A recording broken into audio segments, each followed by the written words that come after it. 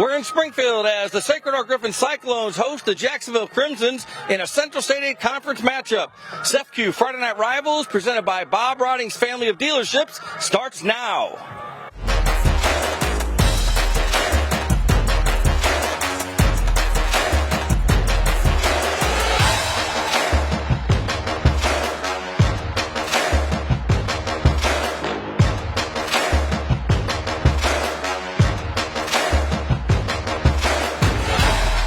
You're watching SFQ Friday Night Rivals, presented by Bob Riding's family of dealerships. Good evening and welcome to SFQ Friday Night Rivals, presented by Bob Riding's family of dealerships. Paul Wapple alongside Adam Anderson. We're in Springfield at Ken Leonard Field at Sacred Heart Griffin High School, where the Cyclones will take on the Jacksonville Crimsons in a Central State 8 Conference matchup. Adam Anderson, what do you think? Good night for football. A great night for football. The weather is held off. Ken Leonard Field, last time we were here, he was still coaching, but Ken Leonard Field has a pretty good ring to it, and I think we're going to be in for a really good Central State 8 matchup here tonight. Jacksonville 2-0, Sacred Heart Griffin 1-1 in the early going. What do you see as the keys to tonight's game? SFQ is your key to getting a new home loan. First off, for Jacksonville, you got to handle turnovers. With the style offense they run with the triple option, turnovers are going to happen. If you can control those, maybe limit them, you're going to have a really, really good chance to pull off an upset here tonight. And for SHG, you need to just embrace the youth movement. You're going to see some sophomores and even some freshmen here tonight for Sacred Heart Griffin, which, as you know, is pretty rare for them, but they have some standouts in the lower levels. They're going to get them on the field. They need to make some big plays here tonight. All right, should be a good matchup. Right now, we're going to turn it over to the third member of the broadcast team, ABC News Channel 20, Spencer Davis. He has tonight's field conditions brought to you by Brandt Professional Agriculture. Spencer? Thanks, guys. It's a glorious day outside for some high school football. The blue skies are kind of popping out, but right now the field turf is excellent. And again, this is what it's designed for. It drizzled all day, a little bit of rain here and there as well. But overall, the turf's great. Should be a fast and smooth game. Looking forward to it. Guys, back to you. We'll be back with the SFQ Friday Night Rivals kickoff from Sacred Heart Griffin in just a minute. And welcome back to SFQ Friday Night Rivals, presented by Bob Riding's family of dealerships. Paul Wapple, Adam Anderson, Spencer Davis, and the whole SFQ Friday Night Rivals crew ready for kickoff here at Ken Leonard Field as the Cyclones host the Jacksonville Crimsons. Yeah, first big Central State 8 matchup. First time as the Central State 8 West matchup, I do believe this is it. Had to be split into two halves now, the West and East Conference. So a little different look this year, but same great game we expect. A few sprinkles earlier, but doesn't look like we're going to have any weather to mess with or worry about tonight, Adam. A beautiful night for football. Just a beautiful night. I don't know if I've ever been back here on Ken Leonard Field where it has been just a beautiful atmosphere. You're surrounded by the trees. It just feels special back here.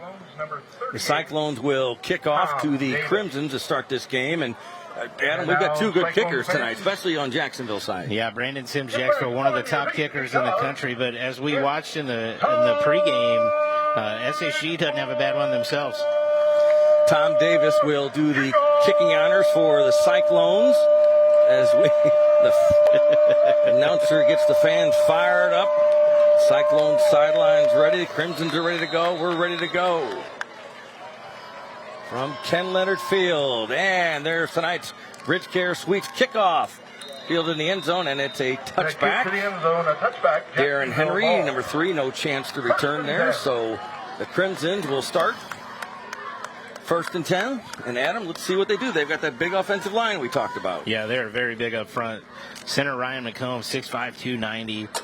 Hit both guards 310 and 270, and then his tackles are 250, 275. They are huge up front. If they can control the line of scrimmage, it's going to be a long night for the Cyclones. That will be a key, I think, for Jacksonville tonight. I agree.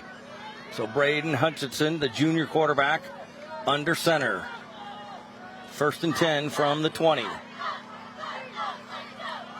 the handoff out to about the 26-yard line.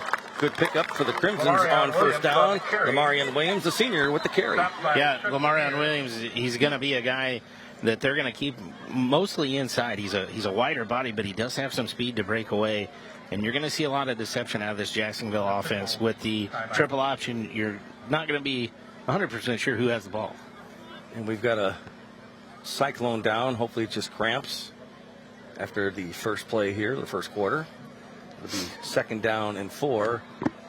And Adam, let's talk just a little bit about the conference, the changes. We talked on the preview show a little bit, but the changes this year. Added Quincy Notre Dame this year. So with that addition, it was able to split the Central State 8 into an East and West division. There are some crossovers, but it'll be the first year where it looks a little different to most of Central Illinois, where you've just been used to seeing the same teams every year. Mikey Gresh taken off the field, walks under his own power, so that's always a good sign. 2nd and 4 now for Hutchinson. Got a man in motion, hands off again to Lamarion Williams. And Lamarion Williams again on the carry. Got a first down. By Jawan Davis. And that's a Brant Professional Agriculture first down for Jacksonville. Exactly what Coach Grounds wants to do with this offense. 3, 4, 5 yards at a time. One that's going to keep consistently getting you first downs. It's also going to keep the ball away from the SHG offense. It is a win-win if you can do that. Ball on the 31 now. Opening drive of the game for the Crimsons in their red and white uniforms. Hutchinson keeps it himself. Got some yards, got some room to the 40. And brought down at the 40. Good pickup there. He's close to a first down, Adam. Yeah, great job by Hutchinson. Kind of dipped in and was able to get back outside. He's going to be pretty close to a first down. Take a look at the replay. Again, the deception of who has the ball. He gets a nice block outside there by Mitchell, and he's going to be about a yard short. Exactly what you want to accomplish in this triple option offense. Get a lot of yards on first down, right? And yep. Makes it easier on 2nd and 3rd down. 2nd down. 10:57 to go. First quarter action from Ken Leonard Field. Ball on the 40-yard line. Hutchinson under center.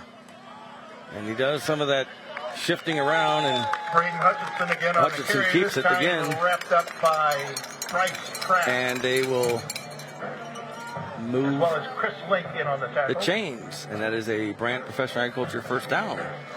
So it looks like Hutchinson is going to come over to the sideline after each play and get the play call directly from Coach Grounds. Don't need to be in a big hurry. 0-0 game. Now, if the play picks up and they get behind, that might change kind of what their plan of attack is here. But Coach Grounds has been doing this a long time. From the 42 now. First down for Jacksonville. They enter this game 2-0. Rushed for more than 300 yards in their first 2 games. Off to a good start tonight. Man in motion. Hutchinson keeps it himself. Cyclones read that one, snuffed that one out. Yeah, great play by number 52, Emery Green right there. What can really slow down a triple option offense is early penetration. You're taking away then just one of the options that your quarterback has to hand it off. Right there, Emery Green was right there to almost take the handoff from Hutchinson. Kind of tackled both the quarterback and the fullback. That's what you need to have every play. No gain on that play. 2nd and 10 now for Braden Hutchinson. And Mark Brown's Crimsons. Mark Brown's longtime Crimsons coach. Great coach. Does a great job. Back to throw. Hutchinson under pressure. Wobbly pass. Picked off by Gresh. Flag on the play. Gresh to the 45. He's got some room. Crosses midfield. 45. 40. 36-yard line, out of bounds.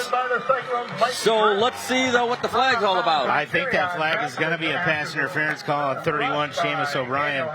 Right before he went up to, they both went up for a jump ball. O'Brien gets his left hand and pulls Mitchell down. It's going to be, as you can see, his jersey didn't get like that on purpose or by accident. That would be the Cyclones are going to be upset. That's a heck of a swing if that's the call, obviously. Yes, indeed. You go from an interception to a penalty and a first down. So it's another Brant Professional Agriculture first down. And the Crimsons are marching here in the first quarter. Now they're in SHG territory. Ball on the 43-yard line. Hutchinson was hit when he was as he got rid of that pass. But there's the pitch wide right. Got some tacklers there, so not much there for the Crimsons that time. Yeah, early backfield penetration. Jamarian Bardwell, you're going to hear his name a lot tonight. Number 11 came on the darting in the backfield right here and really kind of threw everything off. So number 11 for the Crimsons. Chuck Lanier and Seamus O'Brien in on the stop. Second down and 10 now for Jacksonville. Opening drive of the game. Fakes, does Hutchinson, rolls right, going to keep it himself. Goes out of bounds at the 39-yard line. Let's see, they marked him out at the 41-yard line. So it'll be 3rd and long for Jacksonville. Yep, this isn't a situation Coach Grounds and the Crimsons want to be in a lot here tonight. Kind of eliminates a lot of probably what they want to do, want to accomplish. With a kicker like Brandon Sims, though, I would think you have to be nearing his field goal range. 8:29, opening quarter. 3rd and 7 now. The pitch, fumble. Picks it up. No, loose ball. Wait a minute. Crimson's had it, but wait a minute. The I think Cyclones. Jacksonville's back on it, yep. Lamarian Williams recovered it. But now you've got Chuck Lanier on the 4th stop. and long, and I would think you'd go for it here, but let's see. Here's the replay. Yep. So never really had possession of it. Jackson didn't. Crimson's fortunate to get the ball back, but it's 4th and 9 now. The pitch came high, hit, kind of think, caught Jackson off guard. Williams, the senior running back, he also plays linebacker. He's a good one. You think you keep it on the ground here, Adam? You think they'll go to a little short pass? Yeah, they only got 10 on the field. They're missing somebody. Clock's running. They better keep an eye. Get a delay of game penalty. And at this point, I don't think a delay of game would actually hurt them that much. And that sounds crazy to say, but the extra 5 yards could help Sims pin SHG deeper in their own end. And Sims, number 9, is out there, and there is the flag. Flag on the play. For delay of game, so that'll push them 5 yards back. And Jacksonville penalty for just delay like of Tony game. Romo, you predicted it, you called it. Brandon Sims, number 9, we talked about it. He can punt and kick. He can punt and kick. He's one of the best in the country. And I think by doing this, you're just going to give him a little extra freedom to maybe pin that ball, put it a little bit higher even, to help his Crimsons get down there and cover this one. So Sims stands at his own 43-yard line here on 4th and 14. Short punt, very high, but short. Oh, takes a Cyclone bounce, and look at that. SHG will start just shy of their 40-yard line. So Sims with a high punt, but not much distance that time. No, high punt. He had a backspin drop on it, but he just got underneath it a little too much. Unfortunate situation there for Jacksonville. You take that penalty to give your punter a little bit more room, and then just did not work out the way you thought it would.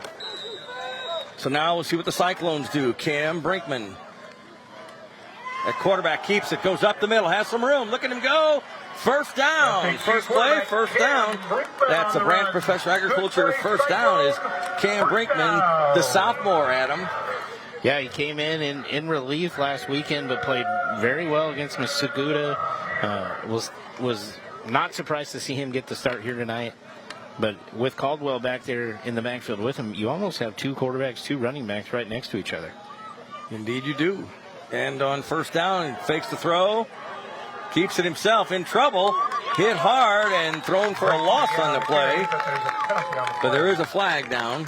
Jamarian Barbara was going to go in motion, stopped, paused, and then started going again. So you're going to get a illegal shift here and move that ball back 5 yards. That opening drive for the Crimsons, Adam, they ate up quite a bit of time. Yeah, and that's what they want to do. It looks like Jacksonville's actually going to decline the penalty and just make it second down.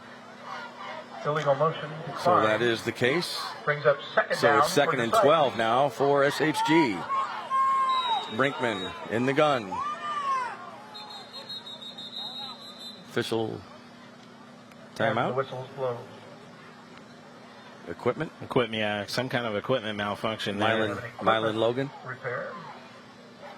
So Logan goes out. And Andrew Walters, the sophomore, comes in. Wide receiver. Second and 12 now.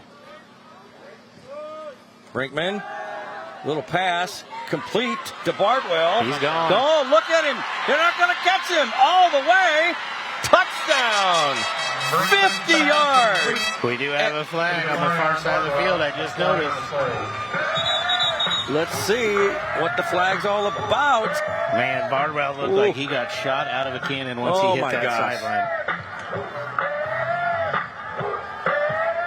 Let's see what the penalty is. And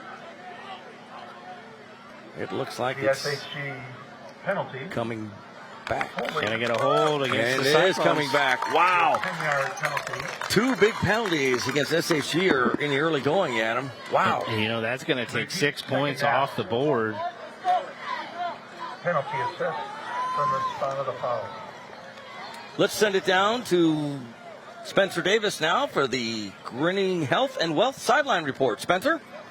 Hey guys, so we were talking pregame about some of the professional alums that have come out of both of these schools, and Sacred Heart Griffin's got a guy up in the big leagues, Tyler Fitzgerald, class of 16, hitting about 314 home runs in his rookie season, made his debut last year, so good things going. And then on the other side, Jacksonville, Blake Hance on the practice squad for the Jaguars right now. You guys are telling me a cool story about how he met Baker Mayfield the day that he was starting for him. Football's a crazy sport. It's a crazy game so far. Like you guys said, a couple big penalties coming back for Sacred Heart Griffin.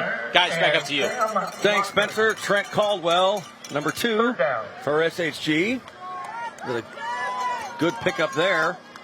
So now it's 3rd and 5 from the 43 of Jacksonville. Brinkman has time, throws right. Complete. And thrown out of bounds. Pass is complete. About the 38-yard line. O'Brien on the catch. O'Brien with the catch. That's a Seamus O'Brien, number 31. First down.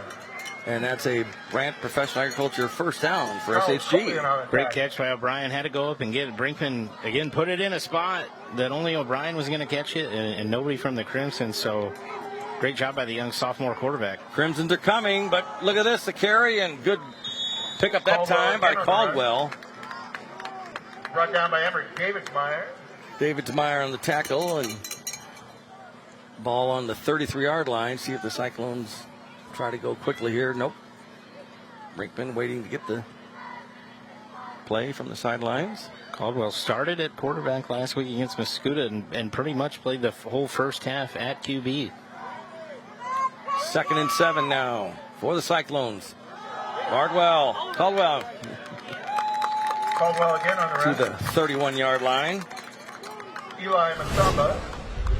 Another big third down play here in this as well first as quarter. Have to keep an eye on number 6, Jamarian Bardwell. Had the touchdown taken off the board. So 3rd and 5 now. Brinkman in the gun. Oh, did they The flag on the play. try to draw him off sides? And I think it worked. I think so too. Offsides penalty by Jacksonville. How about that? That worked. That'll be a 5-yard So- mark-on. Pushes the Sykes past the first down 5-yard marker. penalty, and that's another Brant Professional Agriculture first down. So the Sykes get an advantage here with the penalty against Jacksonville. Now you're 1st and 10 on the 26-yard line. It's been a pretty penalty-heavy first quarter It here. really has. For a week 3 game, yeah. Had to think for a second what week we were in. Brinkman has time. Cross the middle, got a man, complete. Touchdown! How about that? Seamus O'Brien. And that's an Abraham Lincoln Capital Airport touchdown. They're our touchdown sponsor this season. Great job by Cam Brinkman to stay in the pocket. He had a blitz coming, so he had man-to-man defense on the outside. O'Brien just got inside his defender, and then it was just an easy breeze into the end zone. Cyclones will try to make it a 7-0 game. Some lonesome polecat here. Wasn't sure what they were going to do. Yeah. Field. Tom Davis, the senior, will attempt the extra point. Good snap. Right through the upright. So 7-0 Cyclones with 3:41 to go in the first quarter. We're going to take a break. We'll be back with more SFQ Friday Night Rivals from Ken Leonard Field in just a minute. Stay with us.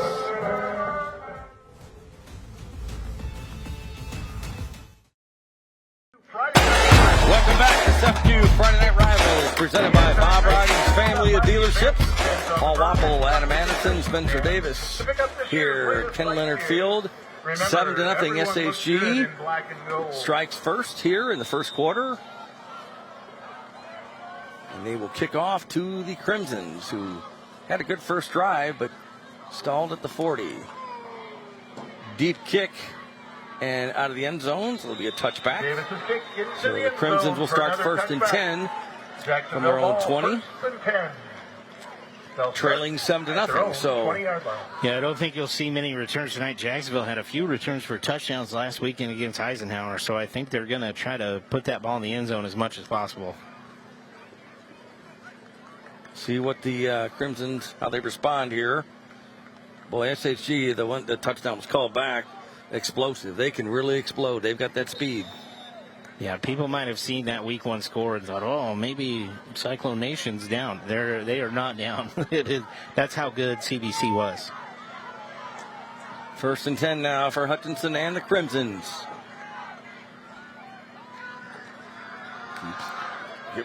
Gives to Ackerman. Got some room left still on his feet. Across the 30, first down and more. The Brant Professor Agriculture first down. That play developed pretty quickly. Run out of bounds by Mikey. Yeah, just a simple counter play with a lot of backfield action. It keeps your linebackers looking every other way, and then just an outside handoff there to Ackerman and made one guy miss and did the rest with his legs. Great call by Coach Grounds and the Crimsons. First and 10 from the 42 now for Jacksonville. 3:31 here in the first quarter. Hutchinson under center. He has the option, pitches it back to Jackson. Jackson's going wide. And on the carry. fans wanted a flag, I think. Tackled out of bounds. I think it was momentum maybe that carried him, but yeah, they're going to see the replay, the pitch back to Jackson. So number 12, Bryce Kraft, did exactly what you're supposed to do with plays like that. Keep your outside shoulder free and just keep forcing the runner to go wider and wider and wider. You're going to run out of room. You're going to have some more friends coming to help you out, hopefully, too. So second down.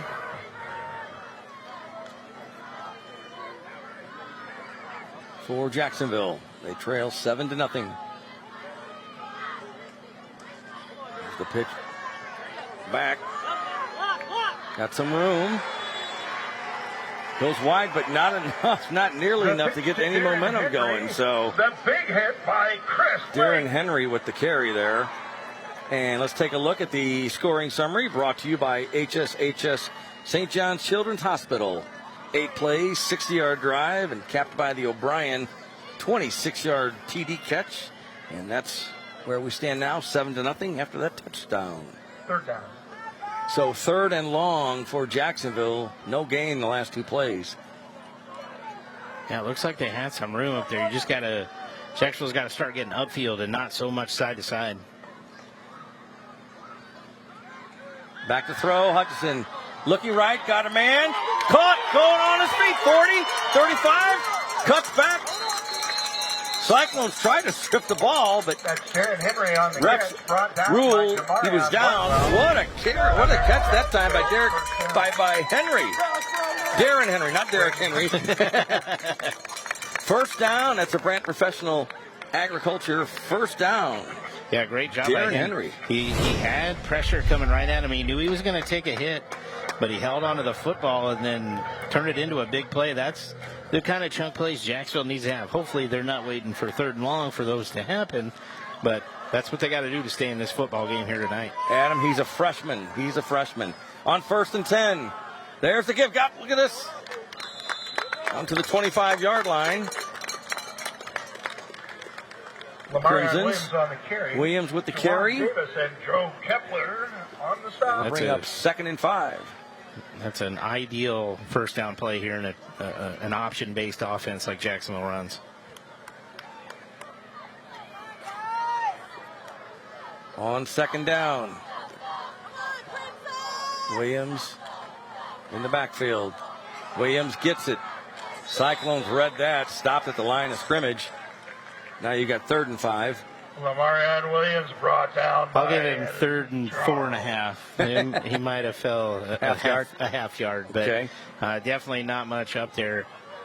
The Cyclones are running through a few different defensive linemen to stay fresh and to try to get some backfield penetration against the Crimsons tonight. They've had 5 or 6 different guys out there. On 3rd and 4. Caught left side, cuts back, breaks the tackle, still going. Crucifixio Mitchell. First time we've called his name tonight. Crucifixio Mitchell, the senior. How about that? Yeah, Cross Mitchell, he's the guy we talked about as a GOAT to watch in the game, and he was doing this on returns last weekend, but just completely flips the field there on a screen pass and did enough to get a first down. That's a Brand Professional Agriculture first down. And that's also the Crimsons now in the Roller Brothers Construction red zone. 1st and 10. Might be the last play of the quarter. We'll see. Keeps himself. No, pitches. Some room. He's got Darren Henry wide left and out of bounds, but not before he picks up some yardage. Out of bounds by Jamarion Bardwell. A good carry there. The Crimsons are marching. Jamarion Bardwell.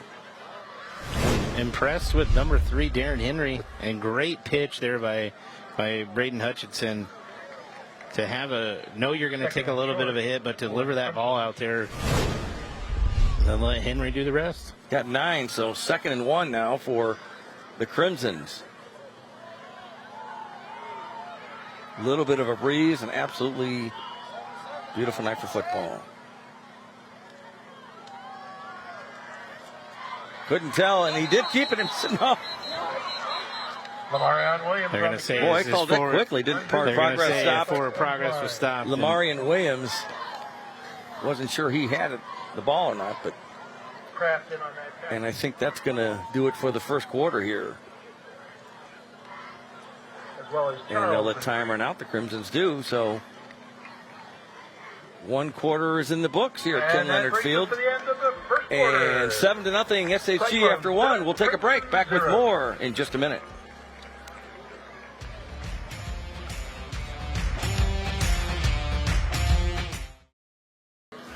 Welcome back to SFQ Friday Night Rivals, presented by Bob Riding's family of dealerships. 2nd quarter action set to get underway here at Ken Leonard Field. The Crimsons with the ball, trailing 7-0. 3rd and 1, ball on the 10. On 1st down, there's the handoff to Williams. A good gain there. Positive yardage, what you want inside the 10 there. Yeah, just give it to your fullback and see if he can get that short yardage. Lamarion Williams again on the carry. And that is a first down. That's a Woods Basement Systems, one of our first down sponsors all season long. So 1st and goal now after the Woods Basement Systems first down by the Crimsons.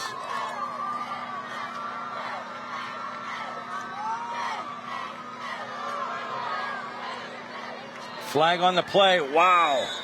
Hutchinson thrown for a loss. See if the flag, somebody maybe jumped. Yeah, we had 2 guys moving in the backfield.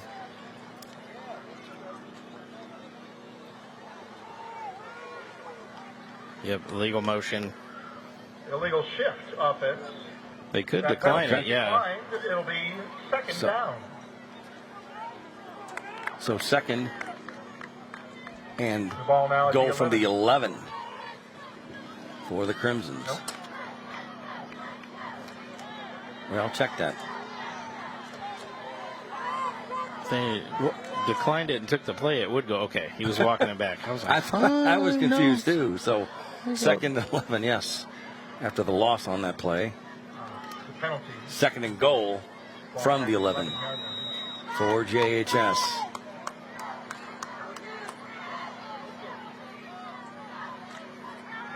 And there it is, number 11, Jeremiah Jackson. He's had a good couple of carries here in the first quarter, first part of the game. Seamus O'Brien upends him. So down to the 5-yard line. Yeah, great little inside handoff. Again, a lot of counter action. Get your eyes looking different places, then try to come right back up the middle. Third and goal now for Jacksonville from the 5. Third and goal from the 5. And Jeremiah Jackson comes back into the game now for JHS here on third and goal from the 5. Crimsons want to tie it here. 43, Nolan Peters. He's a huge target there for Hutchinson if they do decide to throw it. And they give it to Jackson. And he is in for the touchdown. 7-6, and that's an Abraham Lincoln Capital Airport touchdown for the Crimsons. Great full drive there by Jacksonville. They really put it together. Huge runs. Took care of the football. Really what they wanted to do here this evening. Great job by Jacksonville. 7-6, pending the extra point. Brandon Sims, we talked about him, the senior. We'll try to tie this one up at 7.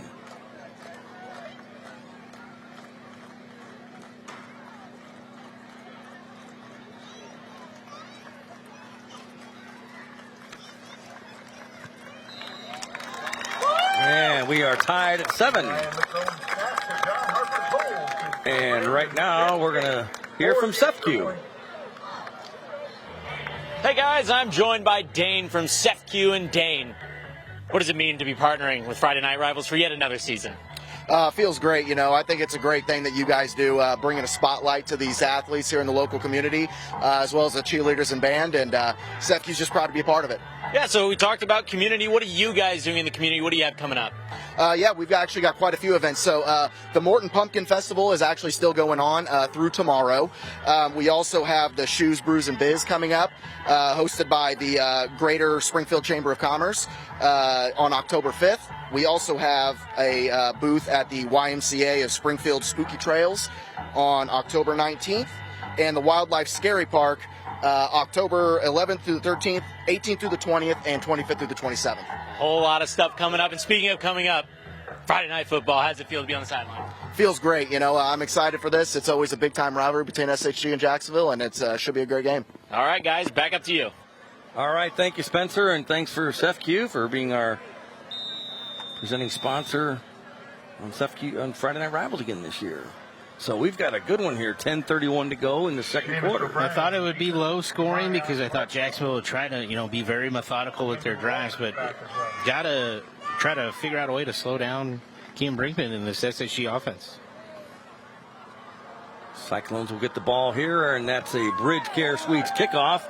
No opportunity to return that in and out of the end zone. So first and 10, SHG from their own 20-yard line.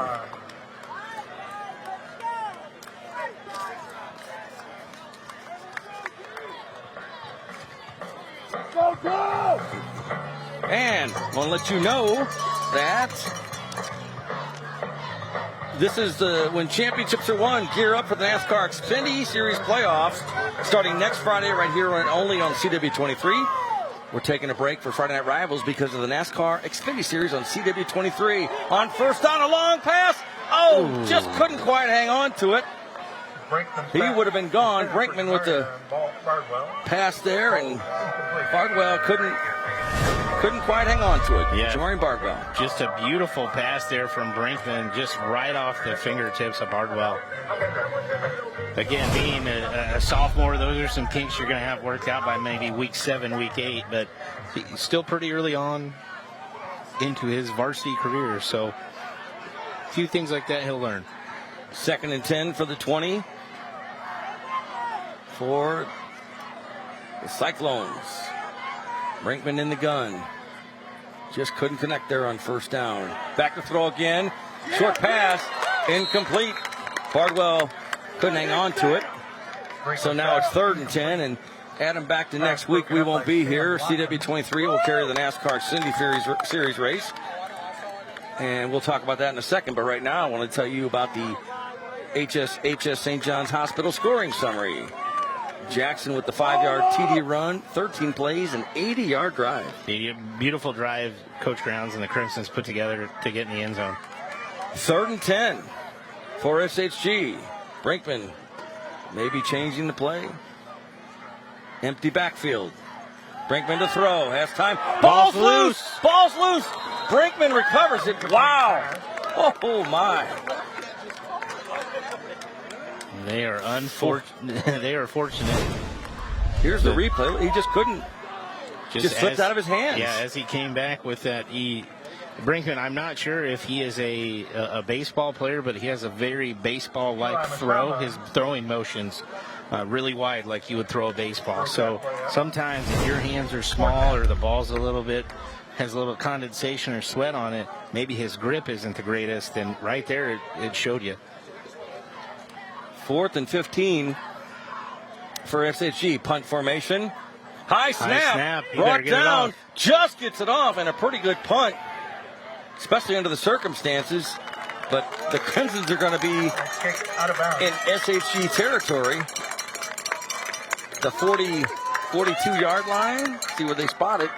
At the Cyclones' 41-yard line. 41-yard line. So, wow. That was a great series for the Crimsons. Yeah. Defensively, obviously.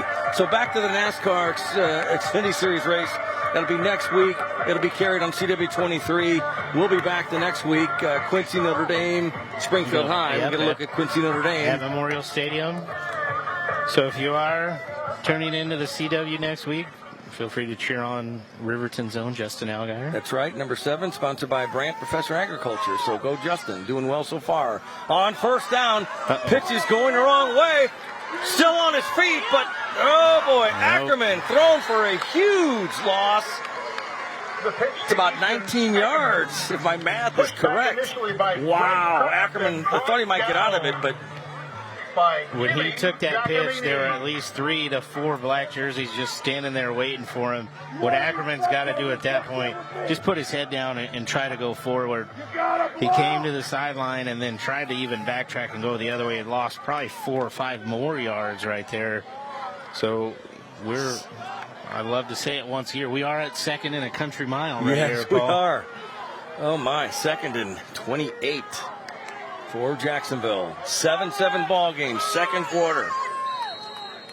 And a whistle, and I think we have a timeout. We do. Jacksonville takes a timeout. Yeah, the play clock was running down. We'll take a timeout as well.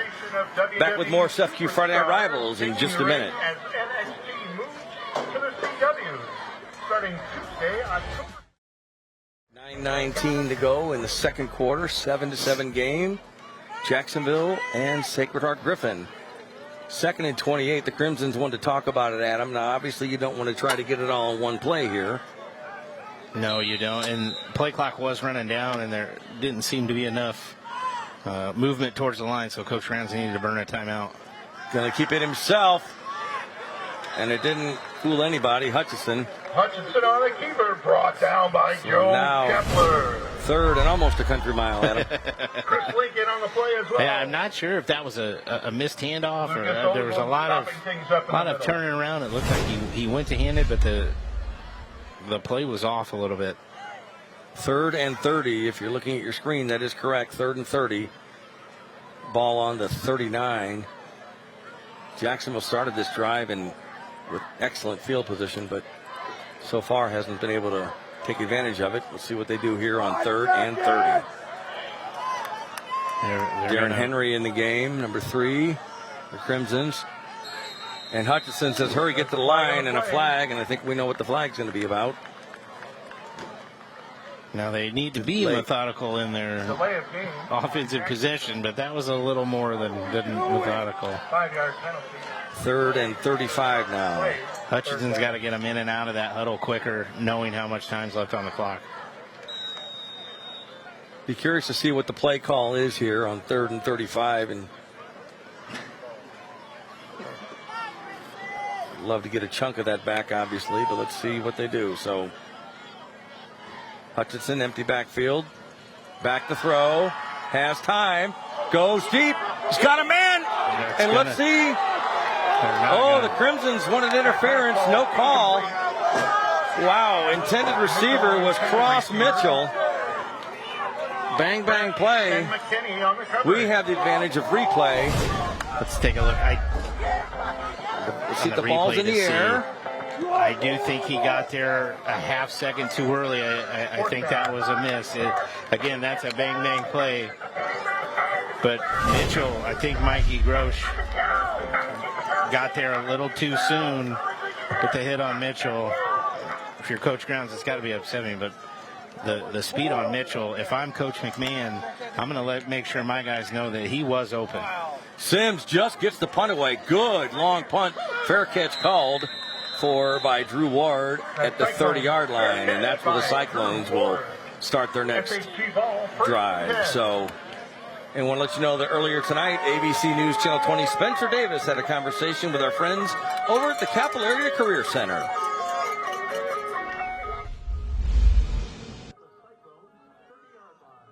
Hey, thanks, guys. I'm standing here on the field with our educator of the game, Robert Farrell from CACC, joining me. Robert, what does it mean to be joining us on our voyage through Friday Night Rivals? Well, first off, Spencer, great to be here tonight. Great to be a part of Friday Night Rivals. At CACC, we are proud to support our local high schools for their career and technical education needs, from audio-video production down to welding and everything in between. Tonight, though, we're announcing a new partnership that we have with UIS Innovate Springfield, and that's who our educator of the night is going to be. All right, Ben Haig from UIS Innovate Springfield. What does it mean for you guys to be the educator of the game? We're really excited to be here. Thanks for having us. Our partnership with CACC allows us to expand programs like the Sangamon CO program that many SHG students have participated in the last 12 years, to expand it to an afternoon session, and also launch our new Engineering for High Tech program for high school students, also through CACC, where students will learn mechanical engineering, electrical engineering, and robotics. So to learn more, go to caccspringfield.org or UIS/innovation. Well, congratulations to our educator of the game, guys. Thanks for joining us. Back up to you. Thank you very much, and thanks to the Capital Area Career Center. And on second down, a gain of a couple there by Trent Caldwell. Now it's 3rd and 2 from the 38 for SHG. 7-7 game. Brinkman going to keep it himself. Gets plenty of yards for that first down, and that's a Woods Basement System first down Great for there. the Cyclones. Great run there by Brinkman. Just following his two offensive line, pulling around the corner there, and had enough to get a first down. Daniel Allen. The Cyclones first down. From the 43 now, 1st and 10, SHG.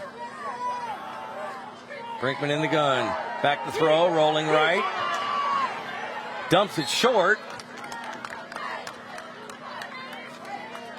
And did he catch it? I haven't seen the signal. Yeah, we haven't seen I thought it was incomplete. Yeah, it was incomplete. Thank you. Okay. We had a bad vantage point here. Sorry. We're at the 50, but we couldn't see. So thank you. So it'll be 2nd and 10 now for the Cyclones. You know, I was interested to see how Brinkman came in this drive after the last one with the fumble, the errant plays, and he has really responded well for just being a sophomore. Fires it. Crimson's right there. Receiver was Gavin Fay, number 13. So, yeah, Fay's got to bring that down. Had a screen set up, and I think he had some big linemen out in front of him. Fay now wide, goes left. 3rd and 10. Cyclones trying to get that play off. I think you got to keep an eye on number 1, Mylan Logan. He's been pretty quiet here this evening, but at 6'4", that's a big target for Brinkman. On 3rd and long. Nobody there except the Crimson defender. Might have been a miscommunication there. No Cyclone within 5 yards. So 4th and 10 in a punt situation for the Cyclones. Yeah, Seamus O'Brien hitched up at the first down sticks, and Brinkman must have thought he was going to keep going. Again, just a sophomore, his second game really seeing varsity action. So those are some things that Coach Allison's going to talk to him and hopefully get figured out as this game progresses. Tom Davis in punt formation for the Cyclones. Got off a great punt last time. He sure did. Cyclones changing personnel, and yeah, they're going to call it. They've only had 10 guys out on the field. That's going to Timeout on the field. and they're going to take a timeout. SHG is to avoid a penalty there. So 6:14 to go in the second quarter. So 4th and 10. So now it's time for the Smart Local 218 Fan Cam. There it is, the Smart Local 218 Fan Cam. There you see some of the Crimson faithful here on a beautiful night. And some of the Cyclone fans there on the hill. Great facility here, Ken Leonard Field. Beautiful night, beautiful night. Hey, we're supposed to, hey, we're right here. We're in the bleachers, visitor side. Thanks for taking a shot of us. All right, great crew here as always, Adam. Men and women do a great job. Yeah, they bring everything home to you. The graphics, the photos, the videos, the replays. Great job. This area is blessed to have such great people put a game like this on. So Jacksonville's now gone back to just two returners. It was just Cross Mitchell back there by himself. Now you've got Henry back with him. So let's see another booming punt. Fair catch called for at the 20, and that's where the Crimsons, after Mitchell does that, that's where the Jacksonville Crimsons will start their drive. 7-7. Adam, been a good game. Yeah, great game here. And Coach Grounds had to be kind of upset after that last drive, just completely went backwards after the great field position.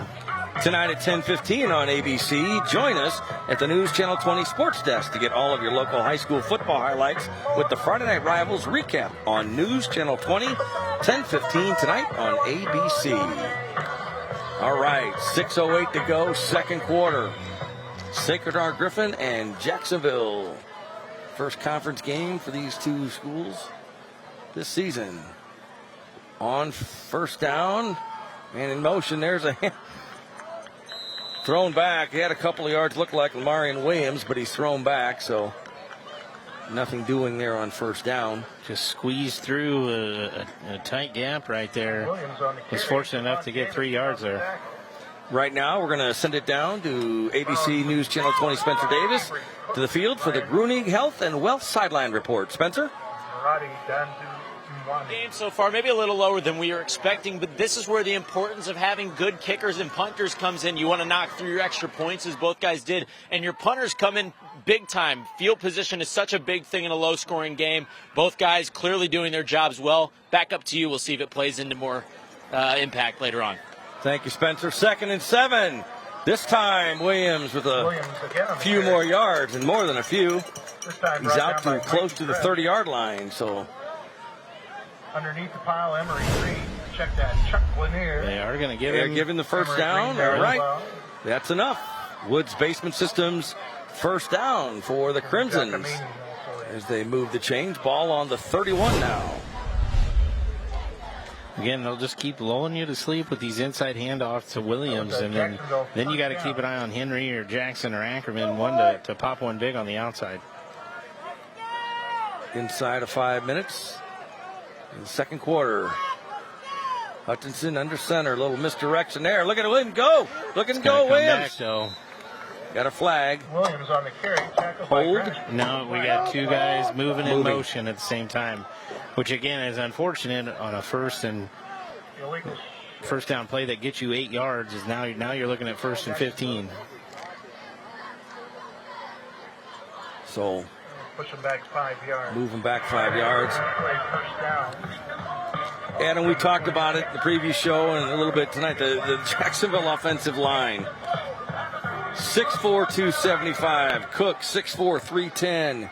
McCombs, 6'5", 290. 270 for Evans, Surratt, 250.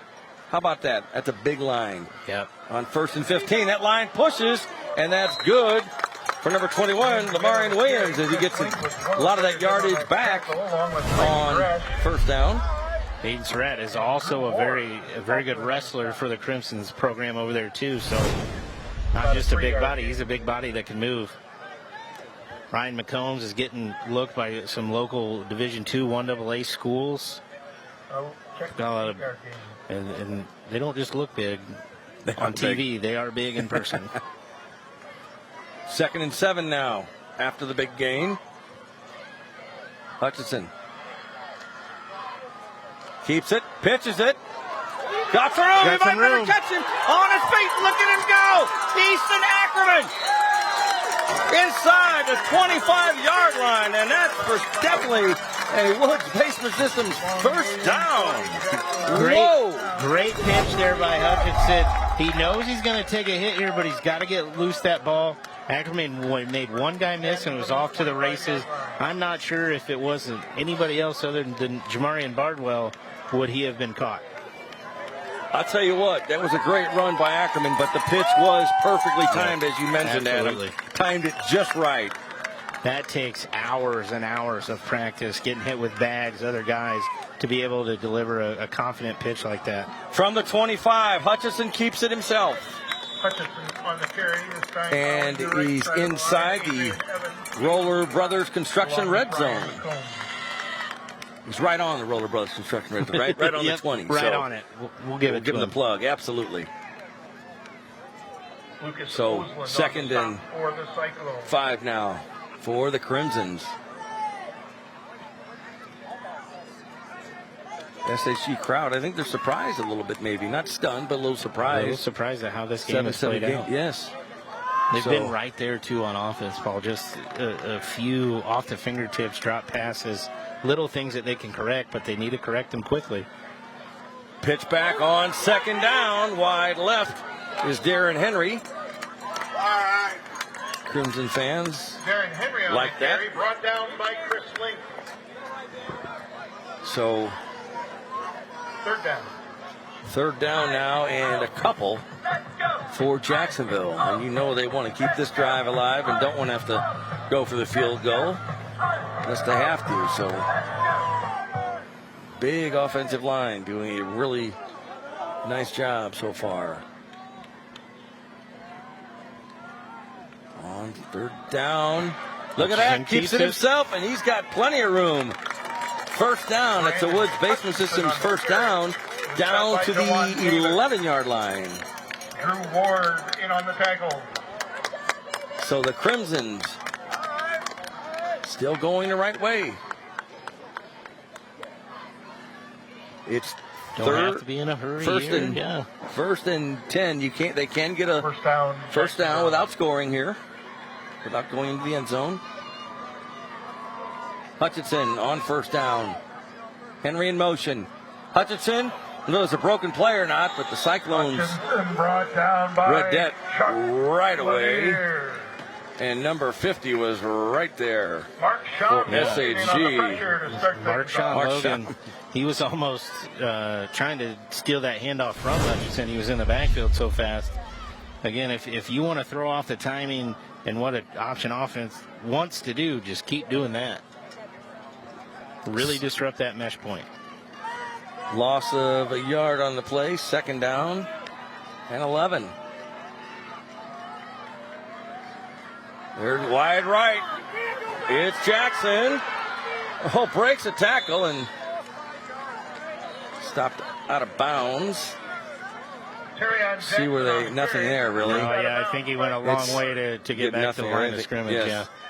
So now let's see here. 4th down. Bring up third down. Check that.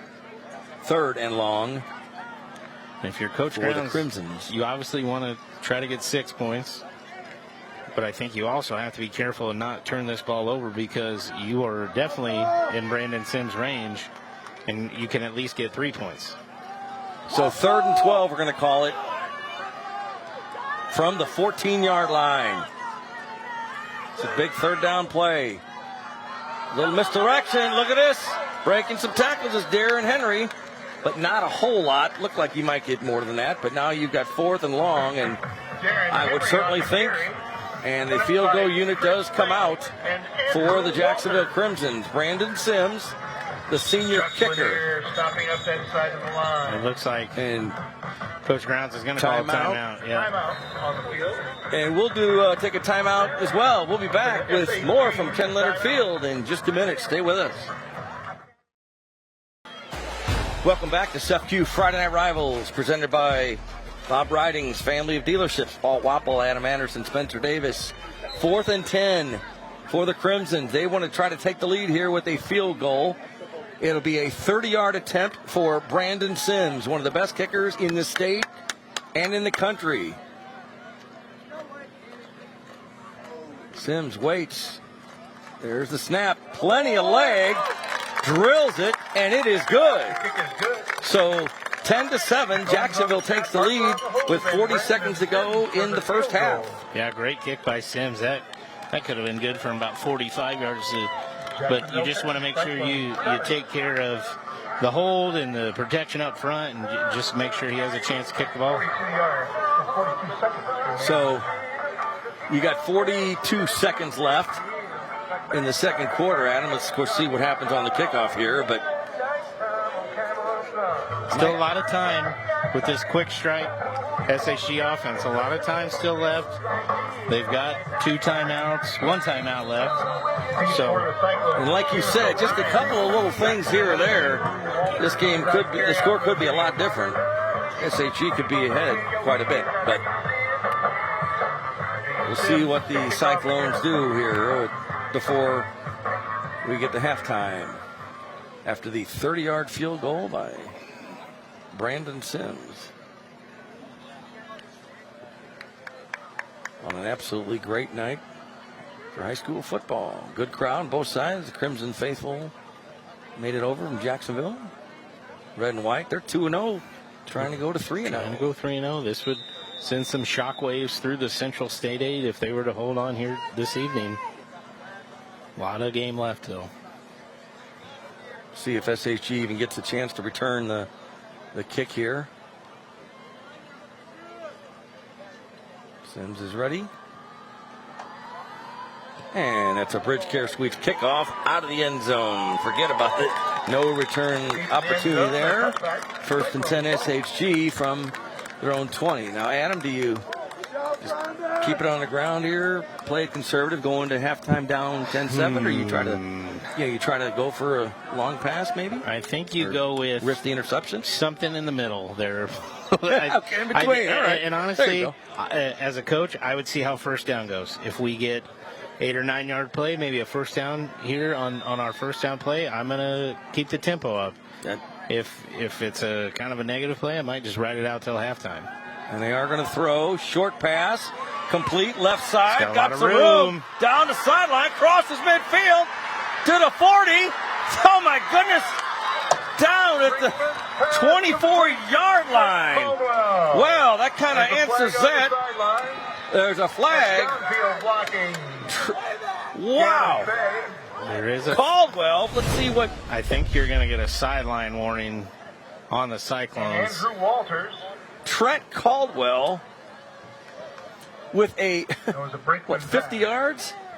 Yeah. Let's see what the flag is. A sideline warning. I think in the excitement of the play, as the official's coming down, he's got to have his own space to follow that play. But a clear, I think it was almost a clear screen pass called for Caldwell out of the backfield, and he did the rest himself. That's a Woods Basement Systems first down. 1st and 10 from the 29 of Jacksonville. They keep it on the ground, the Cyclones do. They get inside the 20. Caldwell in the air, Caldwell on the ground. And timeout, SHG. Timeout, Cyclone. So I'm surprised they went to the ground there. Now watch this. We're going to see that big play there that really, just a little screen and just developed really well. Yeah, the receivers went out in routes, but that was a called swing pass to Caldwell. But watch Cross Mitchell come in the back. I'm not sure what he runs in the track, but I think he's probably a track star for the Crimsons because he made up a lot of ground in a hurry. And probably, a touchdown saver on that play. Absolutely. So blockers out in front of him. Surprised SHG ran the football right there with only one timeout left. The clock running as the chains are set. I thought maybe they would go to the air to save that timeout until later, but Coach Allison's a smarter man than me. And SHG is inside the Roller Brothers Construction red zone once again. 2nd down and 5. 19 seconds to go in the second quarter. Brinkman back to throw, looks left, got his man to the 5. Is he going to get in? Ball came loose. It's loose. Let's see. The Cyclones say they have a touchdown. Caldwell, but they stopped the clock. They're going to Caldwell. They're going to mark him down on the 1. Easton Ackerman in on the And 10 seconds, and the Cyclones have to hurry. Once this ball's set. See if they spike it or just go for it here. Ball, and they do spike it. And a flag. That's going to be on them. If that's on SHG, that's a killer. I 5 don't think yards. they were all Let's set. see. We'll wait for the. There it is. Illegal shift. Illegal shift against the Cyclone. So we'll reset it for you. You've got 7.9 seconds. See, but what the goal. Cyclones need to be doing, they need to be back up on the ball because he's going to blow this in play, and it's going to go. There you see the replay there. Caldwell with a catch, and he kept going. And let's see where did it come. Comes loose right there. He was not in the end zone, but the ball did come loose. And it was recovered by Walters in the end zone. Wow. Okay. Like you said, Adam, that clock is going to start. 1st and goal from the 6. The play clock hadn't even started yet either. I think there's a lot of confusion going on here and up in the booth. Brinkman in the gun. No timeouts for SHG. He's going to throw. He's got to avoid that sack. Brinkman, he is. Wow. Sack ball's loose. Is he down? He's down. He is down. At the 19-yard line, 2 seconds to go. Clock should still be running. Yes, and it is going, and that is. Crimson fans saw that. They said, run that clock. Yes. Halftime. I got a tough one here. 10-7, Jacksonville leads Sacred Heart Griffin. The Central State 8 Conference matchup. What a great way to open the conference play, Adam. Yeah, unbelievable finish there. Down, penalty, brings it back. I thought using the timeout was a little early, but unfortunate. Can't take a sack right there. Again, he's just a sophomore. You got to throw that ball in the end zone or out of the back of the end zone near somebody to at least maybe live for the next down. Wow, 10-7 here. At halftime. It's been a really exciting first half. Had a little bit of everything. Some great running, some blocking, got a lot of penalties, but yeah, some big plays. If I'm Coach Grounds, I'm going to be excited that we're up 10-7. Honestly, they might have left 3 points out there and could also be down at the same time. Absolutely. It's been that kind of game so far. Just a few things just not clicking for SHG or just missing on a few things. So that Crimson's ground game has been pretty tough. Now we're going to check in with Spencer Davis, and he's got Coach Grounds, Mark Brown. Spencer, take it away. Hey, thanks, guys. I'm with Coach Grounds. Coach Grounds, you're up at halftime. What's been going right for you guys? Well, I think we've been trying to control the clock. We've been trying to pound the ball between the tackles. We've had some success there against a really good defense. We've been trying to keep a young quarterback off kilter with some of our pressures. It's been a back and forth half. We're fortunate to have a great kicker to get up, and behind some great fans that are here, we've played an inspired half of football. Awesome. Appreciate it, Coach. Best of luck in the second. Thank you. Appreciate it. Guys, back up to you. All right. Thank you, Spencer. Thank you, Coach Grounds, for the insight. So appreciate that very much. And the law offices of Frederick Nessler halftime report is coming up next. Stay tuned.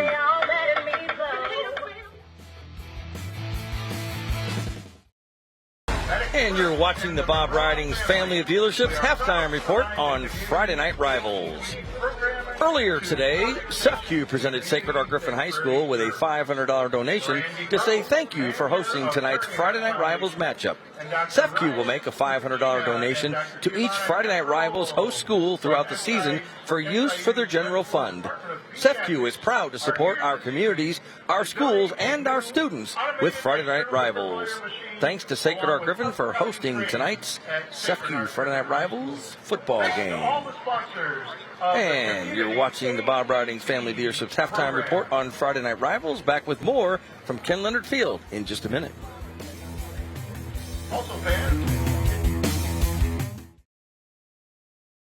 And you're watching the Bob Ridings Family of Dealerships Halftime Report on Friday Night Rivals. Earlier tonight, ABC News Channel 20's Spencer Davis caught up with Jason Grishow, the general manager of Bob Ridings in Decatur. Let's take a look at that right now. Hey, thanks, guys. I'm joined by the usual suspect, Jason Grishow, here for the halftime show. Jason, always a beautiful day for football.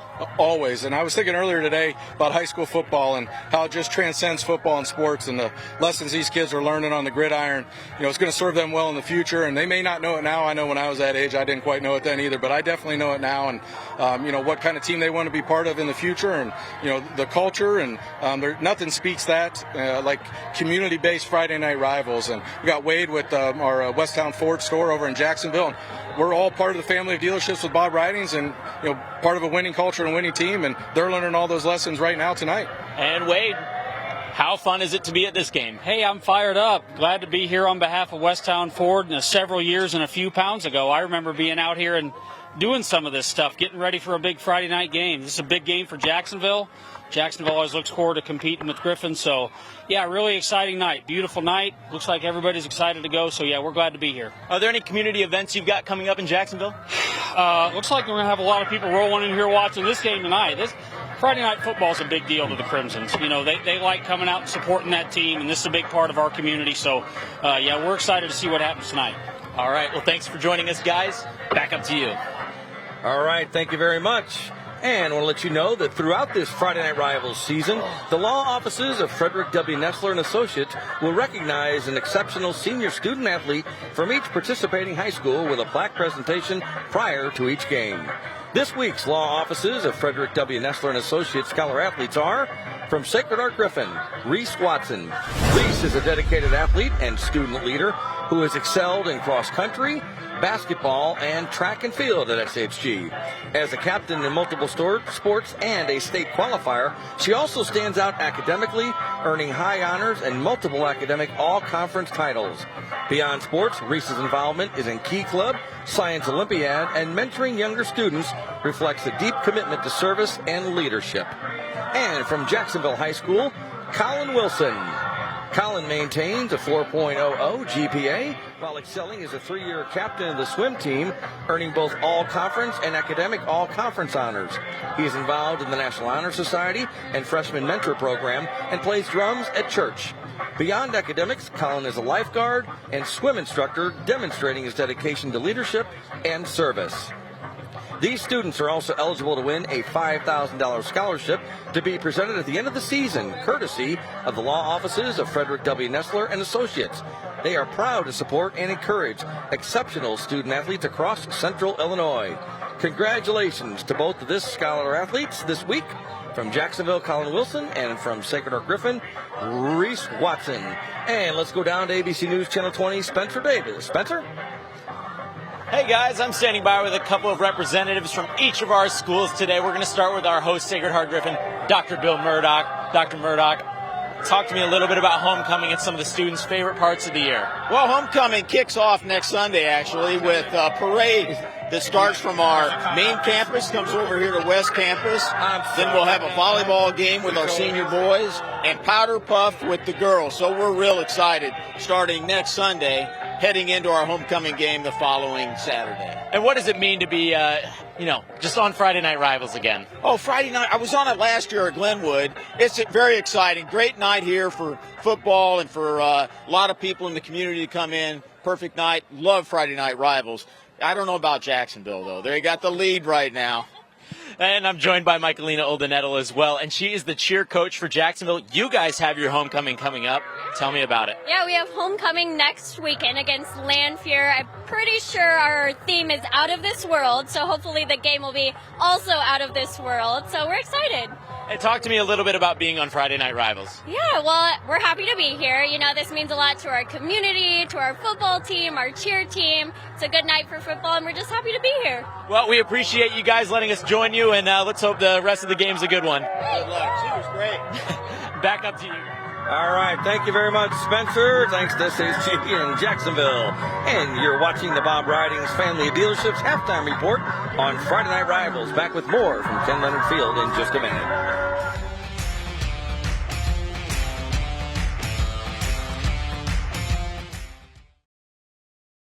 You're watching the Bob Ridings Family of Dealerships halftime report on Friday Night Rivals.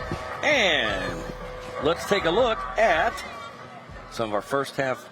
Let's look at the Friday Night Rivals and Thursday Night Lights. Great moments. The best Thursday Night Lights and Friday Night Rivals highlights from across the country.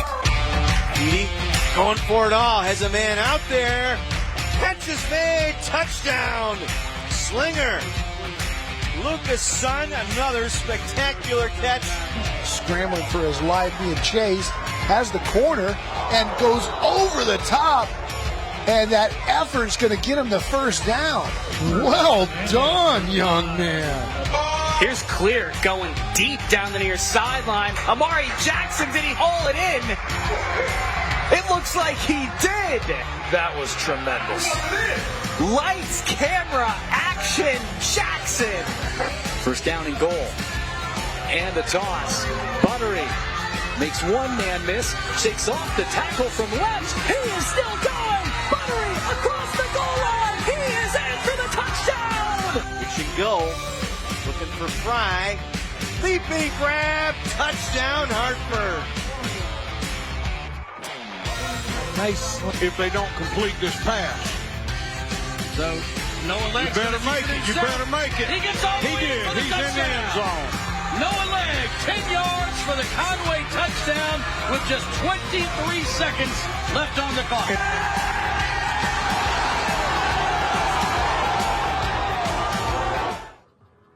Plays there from Friday Night Rivals and Thursday Night Lights across the country, Adam. Yeah, some great plays right there.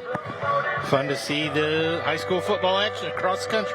We've got a good one here, 10-7, Jacksonville over SHG at halftime, and good first half, and some big plays, and there's the statistics.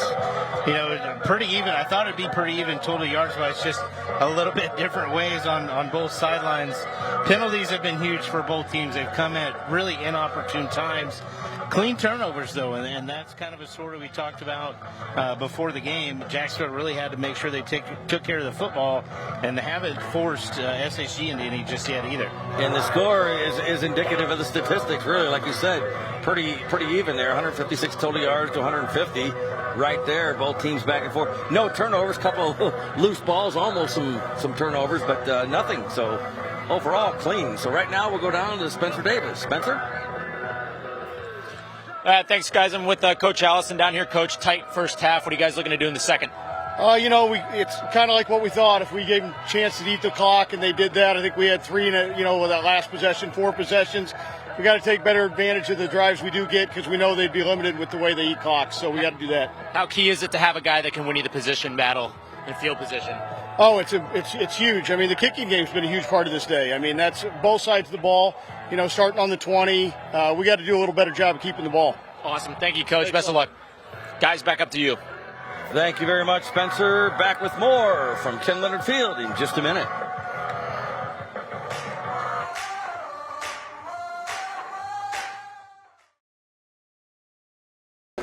Welcome back to SFQ Friday Night Rivals, presented by Bob Ridings Family of Dealerships.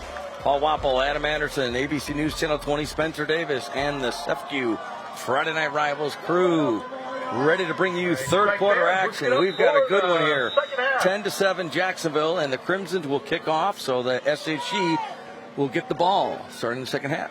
Yeah, don't expect to see a return here, but stranger things have happened. But and Brandon Sims with the Bridge Care Suites kickoff, and no surprise, in and out of the end zone. So First and 10, SHG from their own 20. Now, Adam, the end of halftime, SHG had an opportunity to score, couldn't do it. They've got the ball back now, only trailing by 3. Yep, Coach Allison, you could sense the frustration in his voice as he talked to Spencer Davis right before this half started.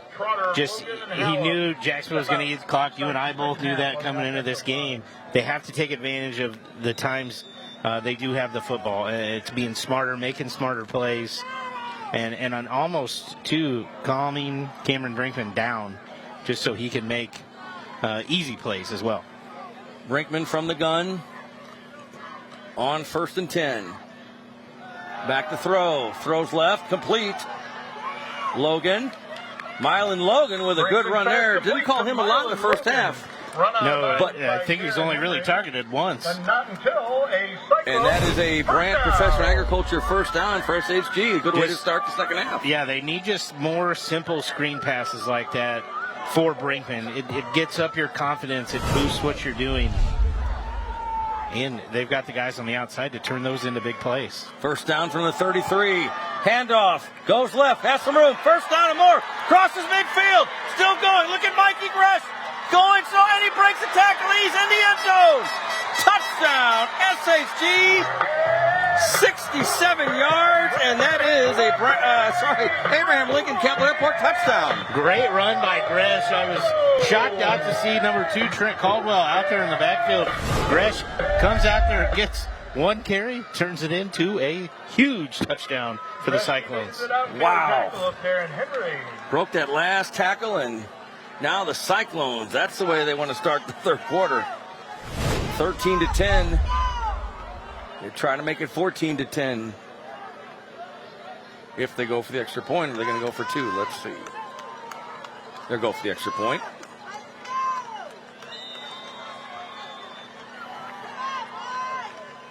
Tom Davis. The kick, Drew Ward, the hold. And right through the uprights.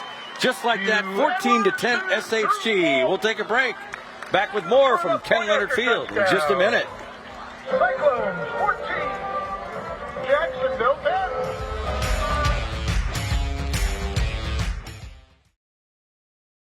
10. Welcome back to SFQ Friday Night Rivals, presented by Bob Riding's family of dealerships.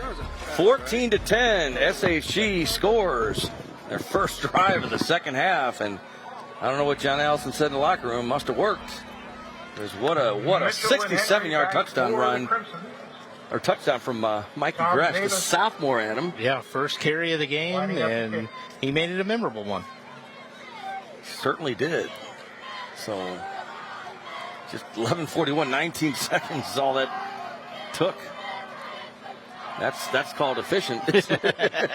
So Cyclones will kick back off to the Crimsons now. Tom Davis, the senior kicker, will do the honors again, see if the Crimsons get a chance to return this kickoff.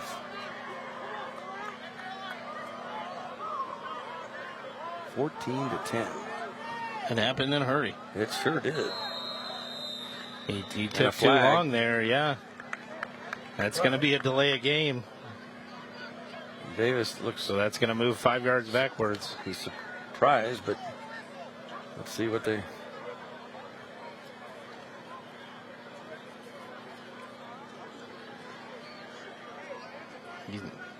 They're arguing they didn't hear the ready whistle, but the play clock still ran to 0 too, so...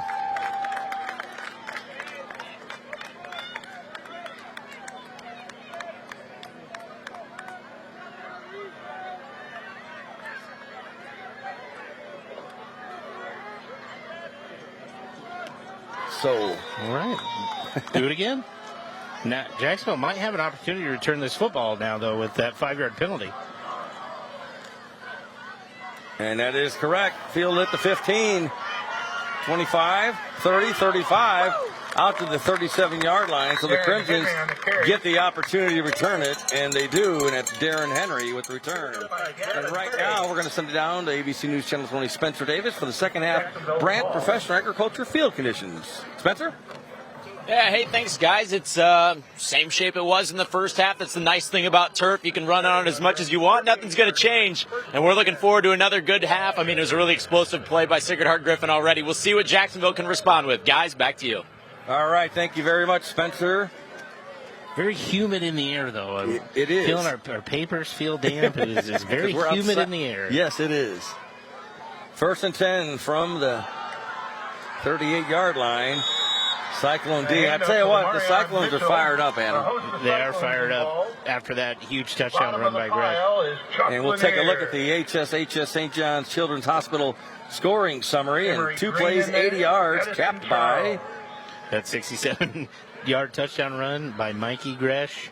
Straight up the sideline. They got the SHG sideline really back into this game, too. They're fired up, especially after that big first down stop. And just like that, they lead 14-10 now. 2nd down.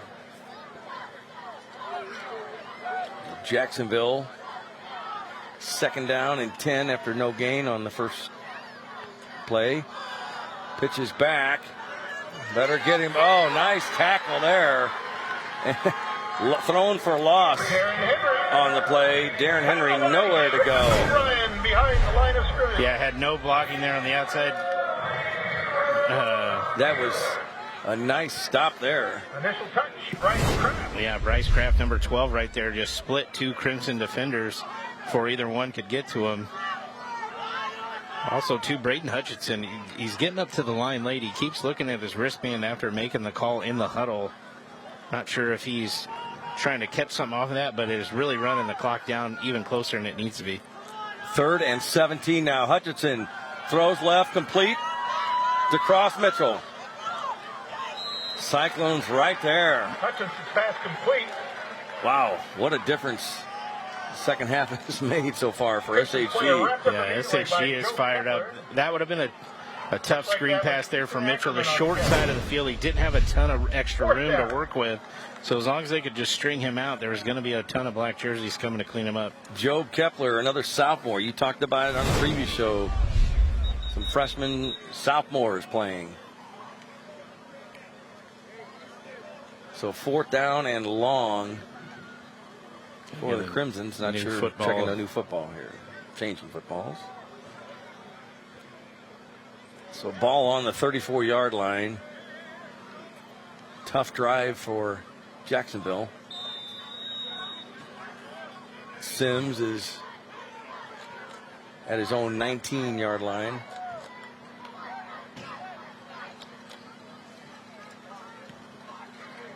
Pretty good punt by Sims. Get a good bounce. Takes a Crimson bounce. Fielded at the 17-yard line. And you better get him because they didn't think he was going to get him. He crosses midfield. Flag on the play. Down to the 25-yard line. Wow. How about that? Seamus O'Brien. There is a flag. You're going to get a block in the back here halfway through that run.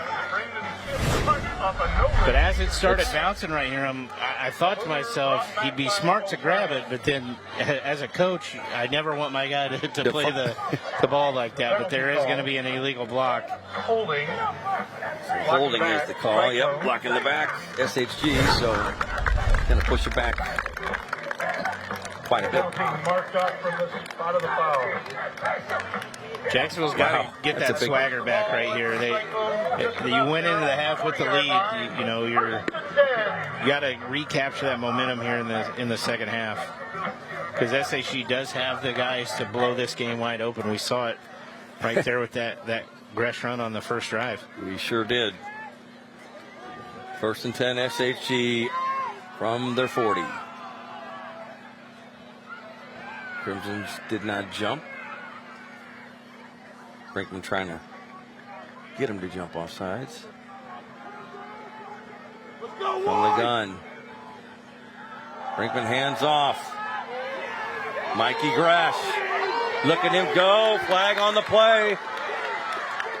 Stop at the 44-yard line of Jacksonville. Multiple. But it's going to come back. Yellow flags out. There's going to be a hold on the outside.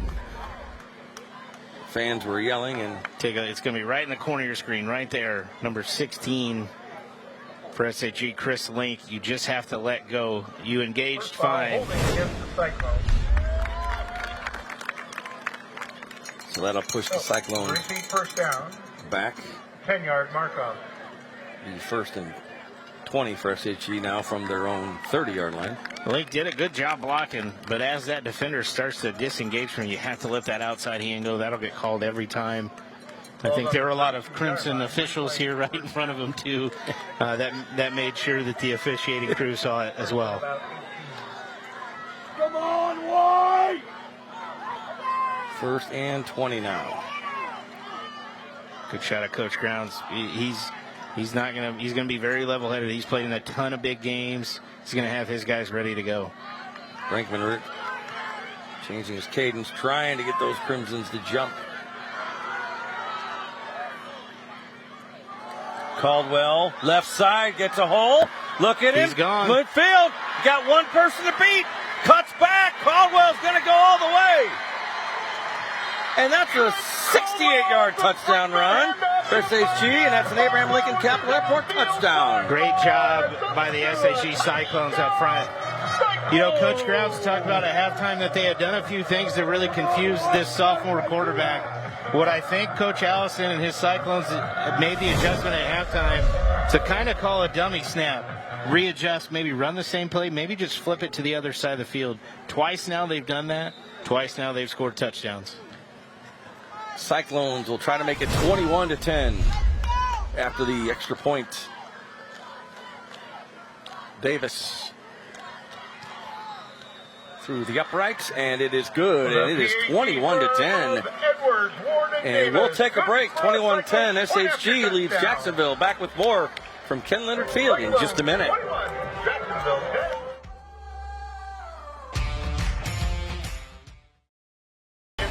Welcome back to SFQ Friday Night Rivals, presented by Bob Riding's Family of Dealerships. Let's take a look at the HSHS St. John's Children's Hospital scoring summary, and it didn't take very long, Adam. 2 plays, 60 yards, 68-yard TD run by number 2 for SHG. Did a great job. Trent Caldwell turned it on at speed. Yeah. Coach Allison wanted to be better, more efficient with their plays. They've run 4 plays. They've scored 14 points here in the second half. And there's the Bridge Care Sweeps kickoff out of the end zone. Touchback. First and 10, Jacksonville. So now, Adam, obviously there's plenty of time in this game. You're only down 11, but you've got to get something going here if you're Jacksonville on this drive. Absolutely, and you're going to have to speed up your tempo a little bit. You want to be, Coach Grounds talked about, they want to be methodical. They wanted to control possession. You still want to do that, but you're going to have to speed it up a tad because now you're down 11 with 8 minutes here left, a lot of game, but the clock is going to be against you at this point. From the 20, Braden Hutchinson keeps it himself. Just nothing doing on first down. Stopped immediately by Jimmy Giacomini. So it's tough. You run this kind of offense, and if it's not working, it's tough to go if you don't have a big air game. Yep, and you spend so much time running that fullback mesh point, pitching the ball out to your wing backs, those kind of things that your passing games, it comes secondary. 2nd and 9, back to throw, better get rid of it, scrambling, running for his life. Hutchinson dumps it out of bounds, and there's no risk. The Cyclones want grounding, right? Because in high school, you can't just throw the ball away. There has to be somebody in the area. Jimmy Giacomini. I think they're going to say number 6, Terrion Jackson, was in the vicinity of the throw. That's why there was no grounding.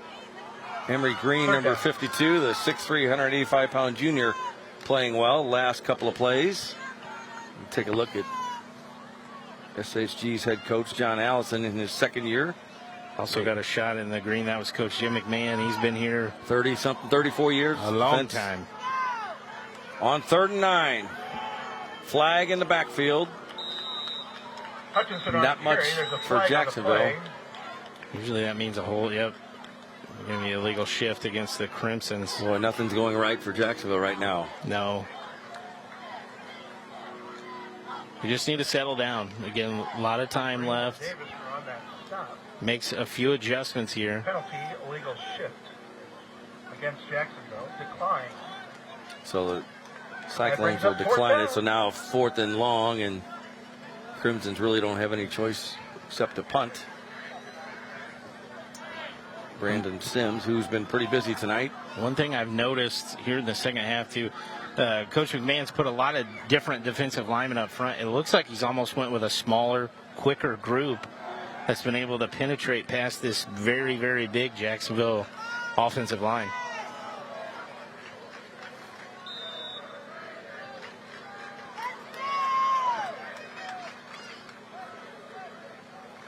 High snap.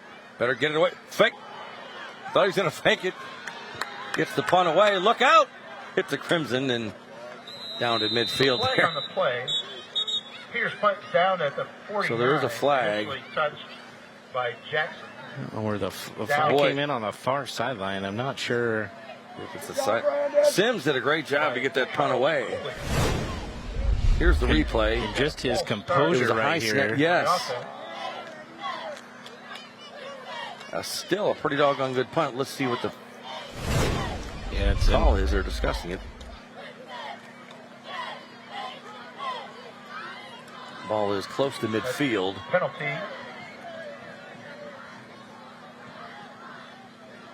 Ball start decline. Cyclones ball, first and 10 on their own 49. So I wonder if they had a player that was lined up in the neutral zone to where that wasn't blown dead at the beginning of the play. SHG with the 21-10 lead and excellent field position here. Ball on their own 49-yard line. 7:20 to go in the third quarter.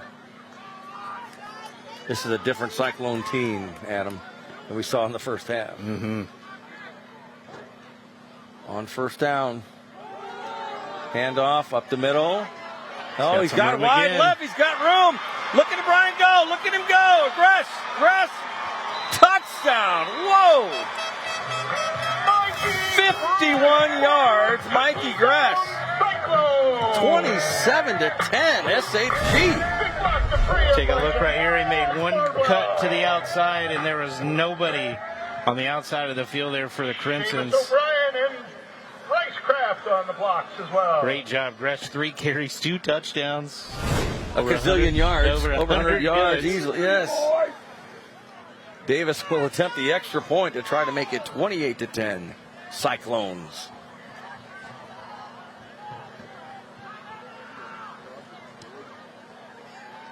And that's what Davis does, but there's a flag on the play. The kick was good.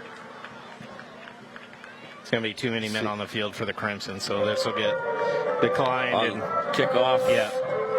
So 28-10, the extra point is good. And boy, you can just see the Crimsons, they're down. Yeah. Too many men on the field.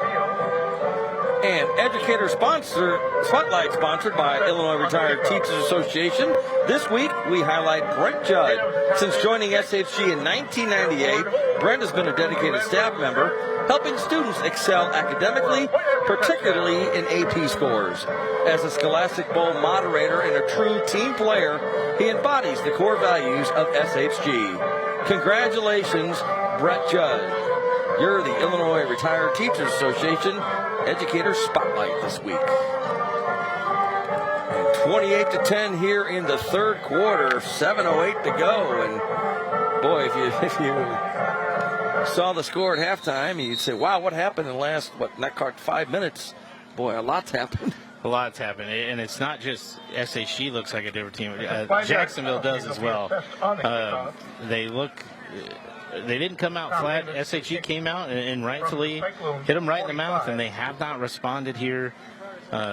Jacksonville has to just get it together, calm down, and really figure out how to get back into this football game. All right. 28-10, and there's a Bridge Care Suites kickoff. No chance to return that. To the end zone. So Jacksonville ball, 1st and 10 from their own 20-yard line. Let's go down to Spencer Davis, and he has a sideline report, which is brought to you by Gruning Health and Wealth Sideline Report. That's what it is. Yeah, thanks, guys. You know, we talked about efficiency at halftime with Coach Allison, and I think you guys have done the play counter. It's been 5 plays from scrimmage, 3 touchdowns for Sacred Heart Griffin. You really couldn't ask for a better start coming out. We'll see what Jacksonville has to do to respond, but they're going to have to pick up the tempo. Guys, back up to you. That's exactly right, Spencer. Great insight. And on first down, the Crimsons keep it on the ground, get out to about the 24-yard line, and carry that time. Mitchell, cross Mitchell, and Adam, not only do the Crimson need points, they need to get a sustained drive to get their defense rest. Although, as Spencer said, only 5 plays. The Crimson defense wasn't out there very long. No, not at all.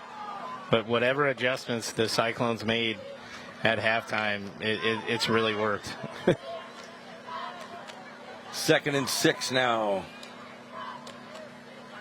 for Hutchison. Empty backfield.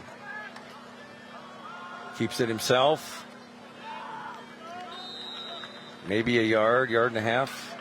Braden Hutchinson again. Tough sledding. Emery Green. Let's take a look at the HSHS St. John's Children's Hospital Gavin scoring Fay summary. Not too many plays, Adam. No, 1 play, 51 yards. Mikey Gresh has been the difference maker here in the second half. Incredible. 6 minutes left in the third quarter. 28-10. Jacksonville Crimsons led 10-7 at halftime. On 3rd and short, trying to break away, just nothing for Lamarion Williams. Lamarion Williams snowed under. Just nothing. Gavin Fay was in there. Bryce Kraft was in there. So 4th down and Zacharian McKinney another is 4th down. Punting situation. Yeah, just got spun around again. Early penetration by the Cyclone defensive line has changed everything in the second half. They would get it in pockets in the first half, but now it has been a completely different team.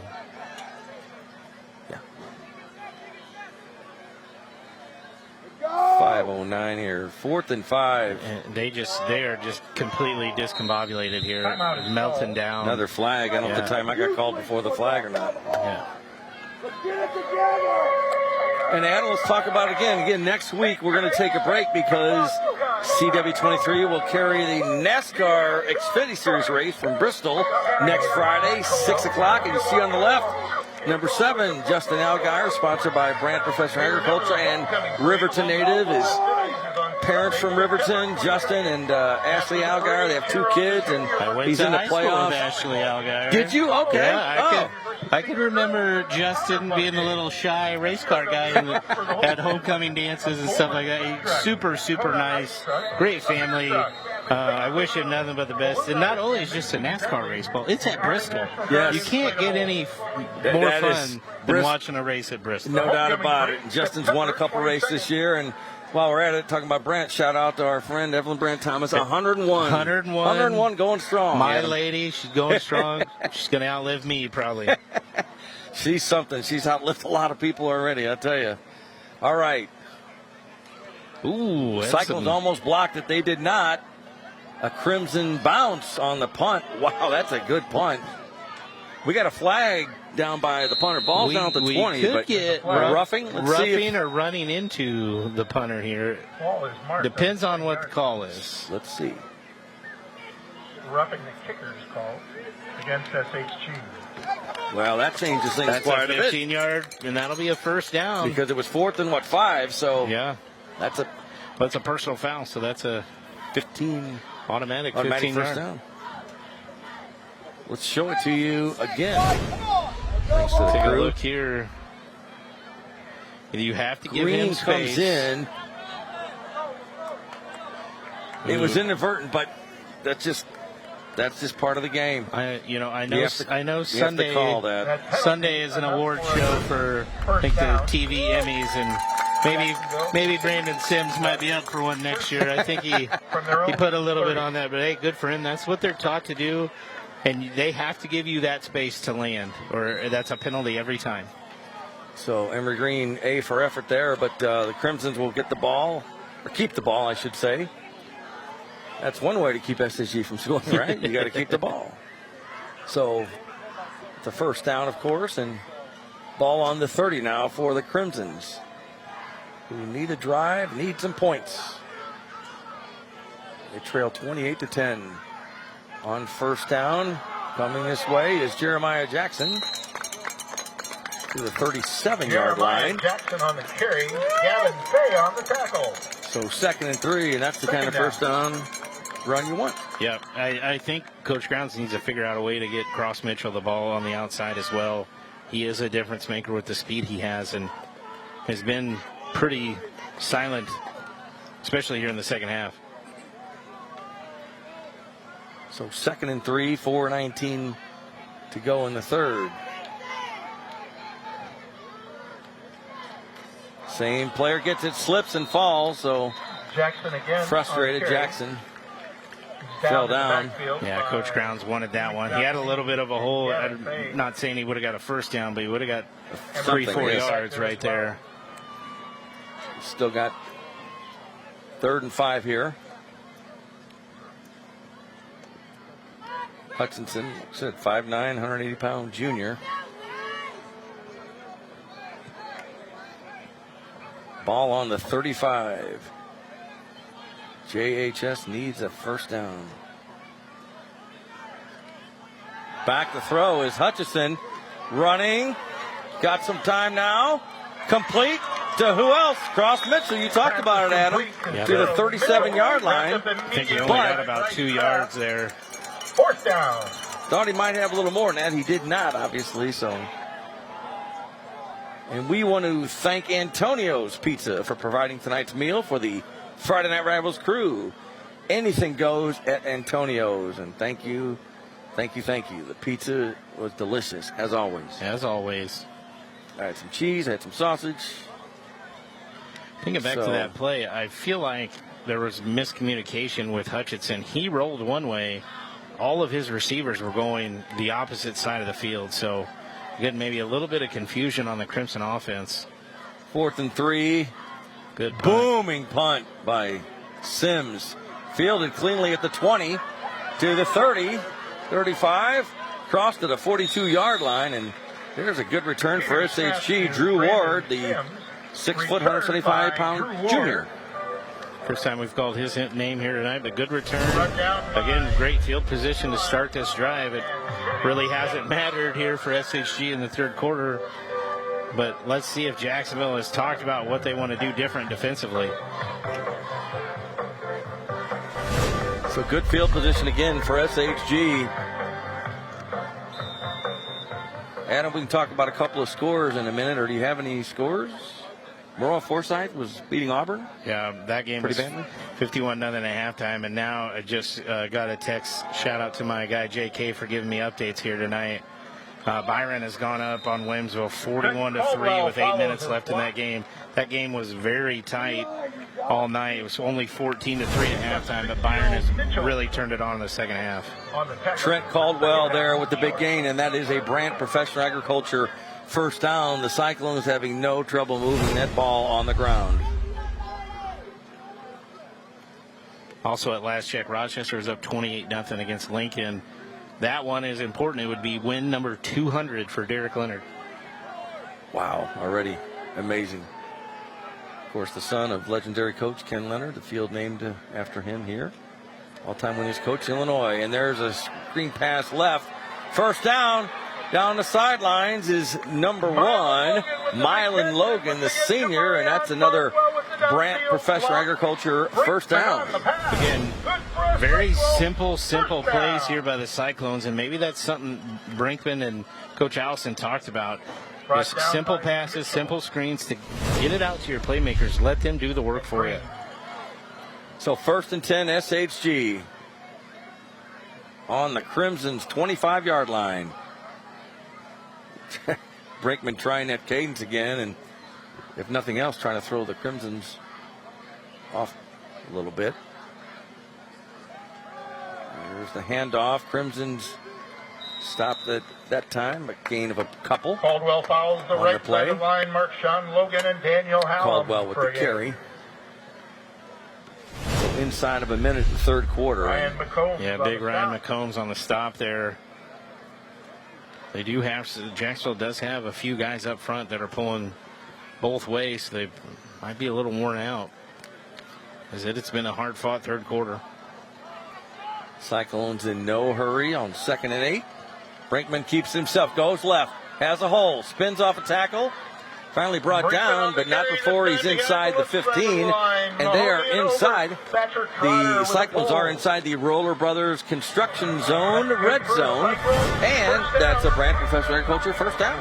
Just a fake pitch, falls his pulling lineman right up the field. And great job by Brinkman. The Cyclones are going to end this third quarter, and they're going to be pretty happy with how it went. Can't get a whole lot better, right? They played 21 unanswered points here in the third quarter. Unbelievable. What a change. Turn of events here. And time will run out here in the third. So after 3 quarters, it's 28-10 SHG over the visiting Jacksonville Crimsons. We'll take a break. Back with more SFG Friday Night Rivals from Ken Leonard Field in just a minute.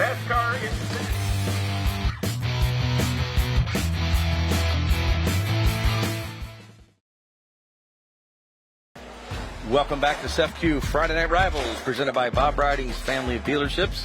I'm Paul Wapple, alongside Adam Anderson, Spencer Davis, the SFQ Friday Night Rivals crew. Doug Opperman doing a great job with statistics. We'll get some statistics to you in just a second. Brinkman, hands off, right side, Caldwell. Got some room, still on his feet, trying to get in that end zone. Did not, but he made a good run there from the 14. Where is he? He's out at the 2, he's out at the 3-yard line.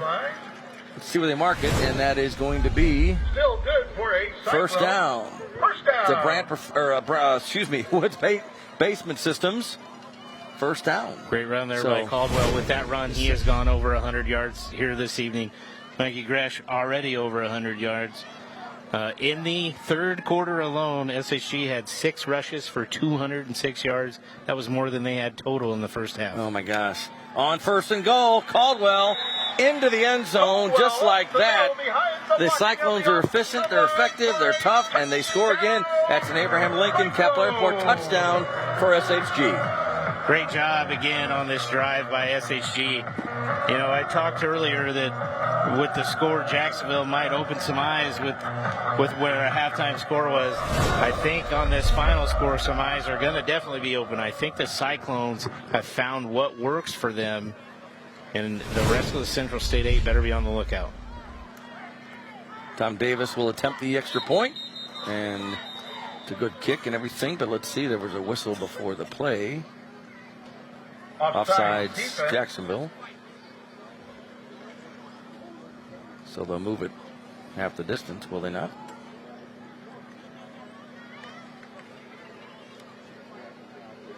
And it's 34-10. It's my good friend Luke Combs will say, when it rains it pours, and it's not in a good fashion here for Jacksonville. Yes. Replay the try. So Davis will try once again to make the extra point. Like you said, 2 outstanding kickers tonight. Great to see that in the high school level. Always love that. Davis's attempt again, and it is up and good. So 35-10. We'll take a quick break. You're watching SFQ Friday Night Rivals. Back with more from Ken Leonard Field in just a minute.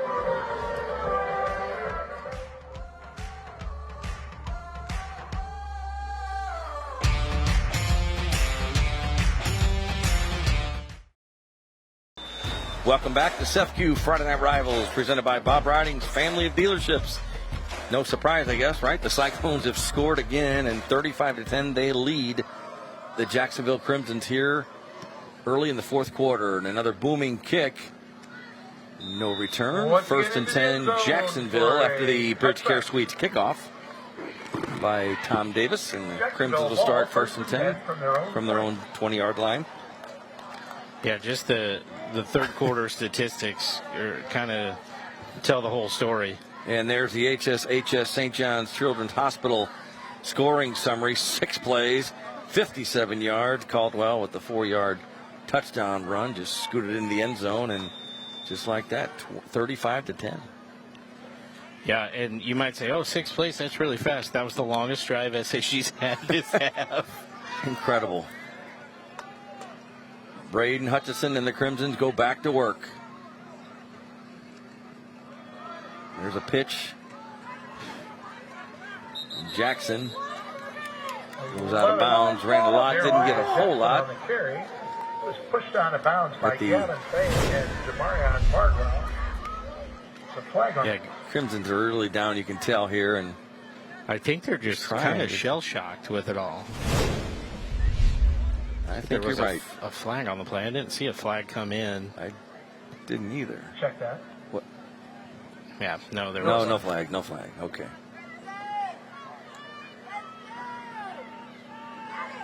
Hutchison from the 25. Keeps it in. Cyclone D right there. Emery Green with a big stop. He's played well.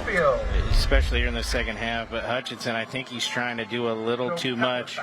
So for everybody at home, if you can, as a quarterback in an option offense, if you can read, you're the guy, 52, Emery Green right there. If you can read his full number, that means you hand the ball off.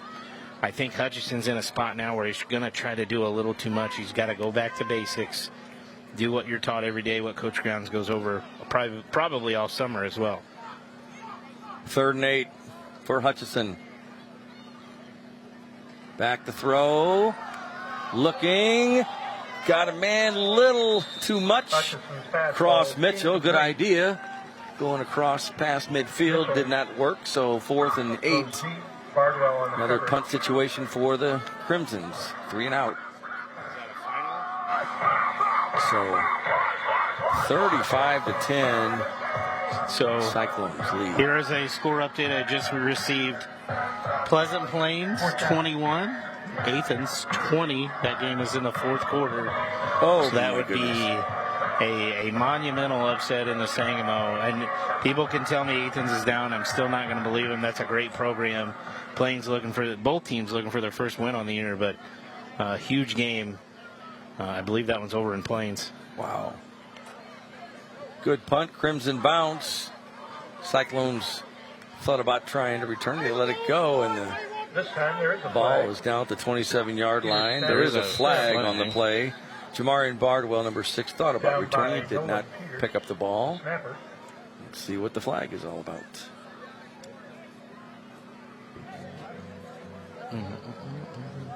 I hear you humming, Adam. Neil Diamond. Anytime Sweet it comes Caroline. on, I'm going to start. It's a great song. I've heard it a few thousand times. It's a good song, though. All right. So we got a hold on the Cyclones. SHG. A rare mistake here in the second half of the Cyclones. First down, SHG after the penalty is set. So the Cyclones have the ball, have a commanding lead with 10:29 to go. 35-10. I think it's quiet in the stadium over where we're sitting here on the visiting sidelines. I think it's just utter shell shock right now. What could go wrong went wrong in the 3rd quarter there for Jacksonville. They just have not been able to recover.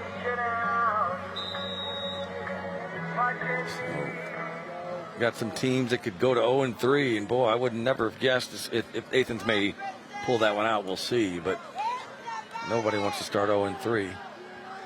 Tough night for Auburn, too. So on first down from the 18, hand off to Brinkman and whoever carries the ball is just doing well for SHG, and I think we're going to see some other players getting some time tonight. Adam with the big lead. That was Danny Thomas, the senior, 5'9", 180 pounds. And that is a Woods Basement Systems first down for the Cyclones. Ball on the 33 now. Brinkman looks to the sidelines. SHG in no hurry. There's Thomas again. trying to find a hole, barrels his way to the 39-yard line. That was a good run for 6 yards for Thomas. Yeah, great job up front. This SHG offensive line has gotten better as this game has gone on. I thought maybe because of the size of Jacksonville, they might wear them down, but they've done a great job, especially, the third quarter. They really established their dominance over Jacksonville. Clock running, 9:18, 9:17 left in the fourth. Crimson sideline has been pretty quiet here in the second half. Thomas again, right side, finds some room. Danny Thomas again. It's going to be pretty close to a first down. 42-yard line, close to the 43. Let's see where they spot the ball. Emmerich Davidsmeyer in there on the play. So Athens just got an update from our man Jeff Kaufman. Athens has just scored with 3 minutes left in the game to take the lead 26-21. But keep it right here. We'll keep you updated. Yeah, we will. 3rd and 1 now for SHG. Brinkman still trying to throw the Crimsons off. I'm sure they're tired of that, but if it works, it's go for definitely it. Try worked it. out for them. It's get them out of sync. On 3rd and 1, keeps it himself, does Brinkman. Trying, and he gets that first down. Good second effort there. And that's a Woods Basement Systems first down. We both need to send a congratulations out to Derek Leonard. Picked up win 200 tonight against Lincoln. I believe the score was 63-7. Congratulations to Coach Derek Leonard. No surprise. 20 years as a head coach, already reaching 200 wins. So it's easy to do the math. It's 10 wins a year on average. Pretty darn good. That's very, very good. How many state championships? 9? 9. 9 state championships. Wow. 1st and 10 for the Cyclones, who are in command. Thomas again crosses midfield, first down and more. Danny Thomas drives ahead for another. So that's another Woods Basement Systems first down for SHG as Thomas gets the carries here on this drive. Mitchell in on the south. So we will have, of course, a player of the game, a lot of candidates for the player of the game, and of course the presentation, the SFQ Friday Night Rivals Champions Trophy. So ball on the 45 of Jacksonville. What a difference for the Cyclones in the second half. Thomas again, right side, breaks a tackle. Gets to the 40-yard line. Real tough run there by Thomas. He's hard to bring down. Gets 5 yards on the play. Brought down by Eli Masamba. Thomas is 5'9", 180 pounds. He's pretty solid. 2nd and 5 for Cyclones. Replacing Danny Thomas.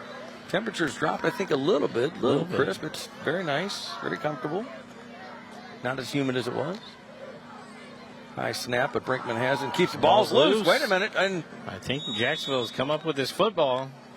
No signal yet.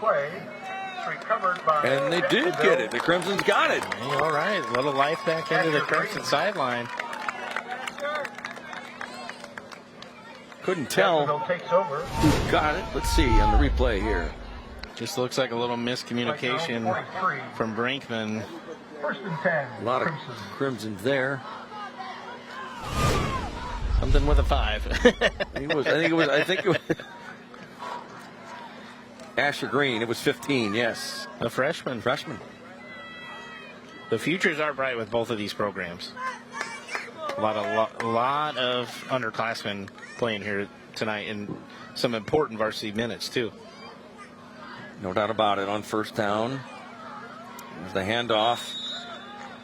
Boy, thought the ball might have went to the Cyclones. They were right there on that one. Brought back by Lucas Osland and Emery Green. And the Crimsons have Rylan Reese in now at quarterback.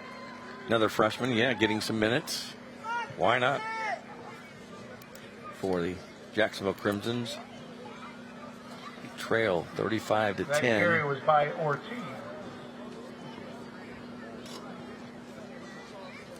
So 5:59 left. 2nd and 10, Jacksonville. Rylan Reese 5'10", 165 pounds. Goes under center. And a whistle and a flag. The flag on the play. Delay a game or somebody? Delay a game. Young guy wasn't keeping an eye on the clock there. So 5-yard penalty. Remains second down. push the Crimsons back, make it 2nd and 15 now. Rylan Reese in at quarterback for the Crimsons. You learn from your mistakes and you go on from there. You get better, right? So There's going to be a lot of good and bad for Coach Grounds. That first half, they played really good, inspired football. And the adjustments that the Cyclones made. Ortiz on and the ball came loose. I think it was after the whistle. I saw a lot of Cyclones there. I think Reese was lucky to hand that ball off. Kepler. Wow. Job Kepler right there for SHG. Got him behind the line, which brings up 3rd down. So 3rd and long.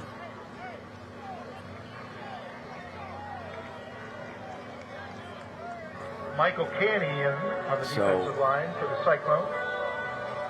4:53 left in this game. Chris Huggins, the linebacker. Cyclones have some different personnel in now, too, getting some experience on defense. Timeout. I thought if a flag came out that Jacksonville was really not going to be happy about that coaching staff, but they call it timeout. So. And Coach Grounds is just asking, what are we doing up there?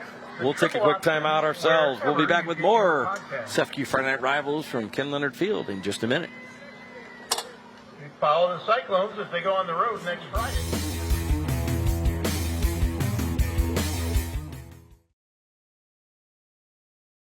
Welcome back to SFQ Friday Night Rivals, presented by Bob Riding's Family of Dealerships. 4:39 left in this one. SHG leading Jacksonville 35-10. Crimsons with the ball. 3rd and 15. They pitch back. Cyclones throw them for a loss. It doesn't matter who's got the ball. The Cyclones are there. And to carry that time is Asher Green. Right now we're going to go down and check in. The sideline report with Spencer Davis for the Gruning Health and Wealth sideline report. Spencer? Yeah, guys, it's they always say football's a war of attrition, and it seems like Sacred Heart Griffin has a little bit more stamina in this one. Again, it's a very dejected side here on Jacksonville's sideline, and who can blame them? I mean, 3 touchdowns in 5 plays, that's tough to come back from. But obviously, like you guys have said, a lot of positives Jacksonville can take from this first half especially. But for the time being, Sacred Heart Griffin on the way to a good win. Back up to you. All right, thank you very much, Spencer. And no rush. Wow, what a punt by Sims. Fair catch called for. Fair catch to signal. And boy, it should be. It might have been a penalty. Yeah, it should be. No call there, but Cyclones hang on to the ball. Huggins with it. So what do we have? 3:47 left. Cyclones from their 34-yard line. Unfortunately for Jacksonville, it's all over but the shouting in this one. But again, we talked on a previous show, Blake Hance, former Jacksonville Crimson, on injured reserve for the Jacksonville Jaguars right now. He's down. Hopefully, talks to our girl Alessandra. Alessandra Pontran used to work. Yes, she covers the Jaguars. For a TV station down there. Shout out to her, former Channel 20 sports caster. On first down, Cyclones coach keep it on the ground. That's a first down and more. And wow, number 14, that's Bo Chance, a sophomore, 6 foot 145, and that's a Woods Basement Systems first down for SHG. The new quarterback in there, same story though. Great first down run there by Chance. Again, he looks 6 foot, only listed at 145, but there's a lot of sophomores on this varsity roster for Sacred Heart Griffin, and we talked about it. A lot of them are going to play some quality minutes. They actually start a freshman at center, which in varsity football, that's almost unheard of.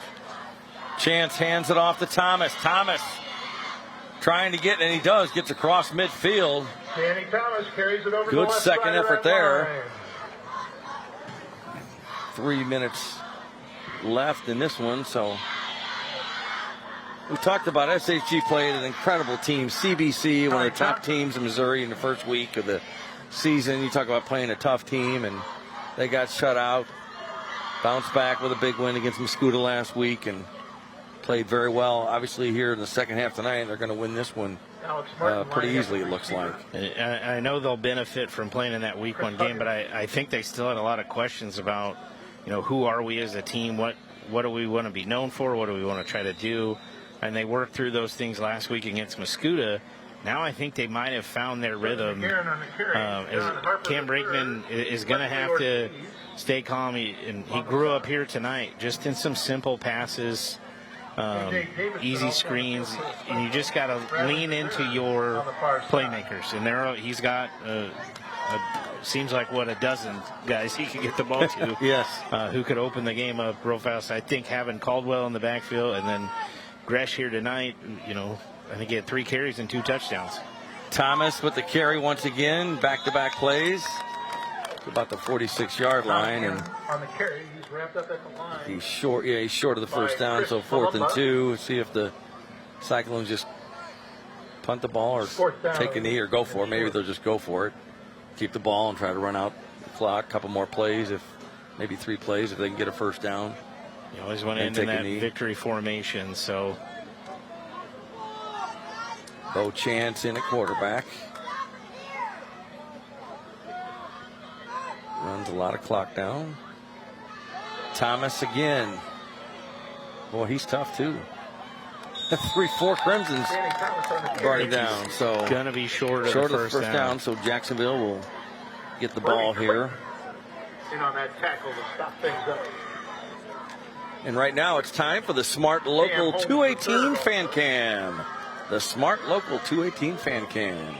Look at that. Cyclone fans excited. They're going to go to 2-1 when this one's over. And they have some of the Crimson faithful there happy and not so happy maybe, but still a great high school football game and great night to watch a game. Wonderful facility here. SHG has a big task, has to travel up to Quincy Notre Dame. At last check, they did have a lead on Southeast. Here this evening, that was their first game in the Central State 8, so that'll be a good one to keep an eye on next week. Definitely. So, 1st and 10, Jacksonville from their own 46. There's a handoff. It gets to straight ahead for the Crimson. About midfield. Inside a minute now in the ball game. On the carry. Reese in a quarterback. Lions on the stop for the Cyclone. So, like we said, we'll have the SFQ Champions trophy presentation with Spencer Davis after the game and the Player of the Game presentation award as well. There's a handoff. Just about every player from both teams there. He was hit right away by Chris Huggins. See if the Crimsons try to get another playoff here. Or if they let time run down. They don't have to run a play, so that's going to be the last play. So the players and coaches will line up to shake hands. An explosive second half for Sacred Heart Griffin. Tale of 2 halves here. Coach Grounds was fired up. I thought he had a really good game plan. They really executed in the first half, and then just SHG, whatever adjustments they had, they came up fired up. 35-10, Sacred Heart Griffin over Jacksonville. Cyclones move to 2-1. Jacksonville falls to 2-1. So that's how this one ends. Lot of yards on offense in the second half for SHG. Adam, they just put on Chris. We're going to take a break. We'll be back with the post-game show in just a minute.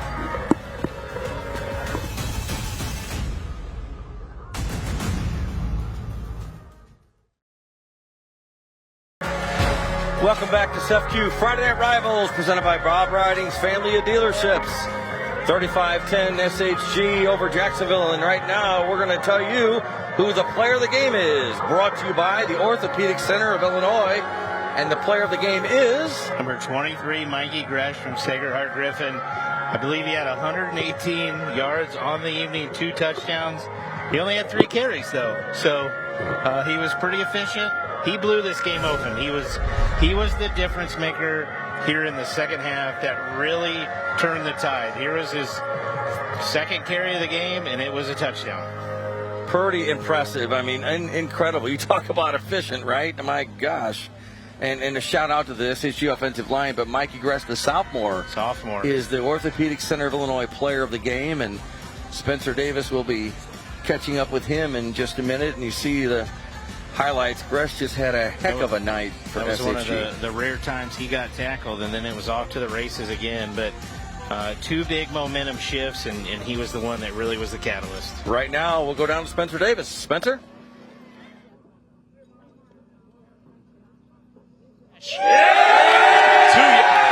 Two rushes, 118 yards, and 2 touchdowns. Mikey, heck of a win here. It was a slow start, but you guys got to go in the second half. Yeah, our offensive line played extremely well in the second half. Thank you, Trent Caldwell, for repping in at the end there, giving me a blow. And good job to our centers getting the snaps back there. Good job to our defense. Everyone played well. All right, and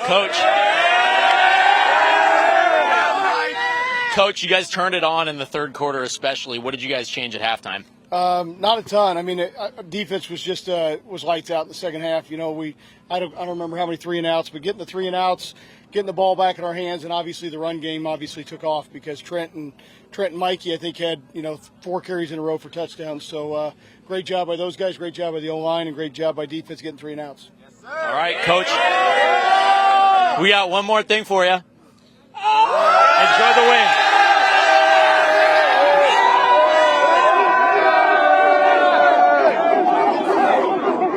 Yo, my brother's still in here. Hey, watch out. Hey, he's still in here. How bad, man? They get the SHG gets the SEFCU Friday Night Rivals Champions Trophy, well deserved, 35-10. Adam, I think that's going to do it for us for tonight. This is happening. Incredible second half. Both teams are now 2-1, and I want to let you know next week we're taking a break. But our next SEFCU Friday Night Rivals, presented by Bob Riding's Family Dealerships, will be in Week 5. That'll be on Friday, September 27th. We'll be in Springfield as the Springfield High Senators take on the Quincy Notre Dame Raiders. That's 2 weeks from tonight, 2 Friday nights from now, right here on CW23. For Adam Anderson and Spencer Davis, the entire SEFCU Friday Night Rivals crew, I think that'll do it, Adam. Yeah, great night of football. Coach Allison talked about his defense. Only gave up 14 yards in the second half, so 1 first down for Jacksonville. It was a tale of 2 halves here tonight. Pretty incredible. Thanks for watching. Hey, we'll see you in 2 weeks. Thanks for watching. That's all from Ken Leonard's Field in Springfield. Good night.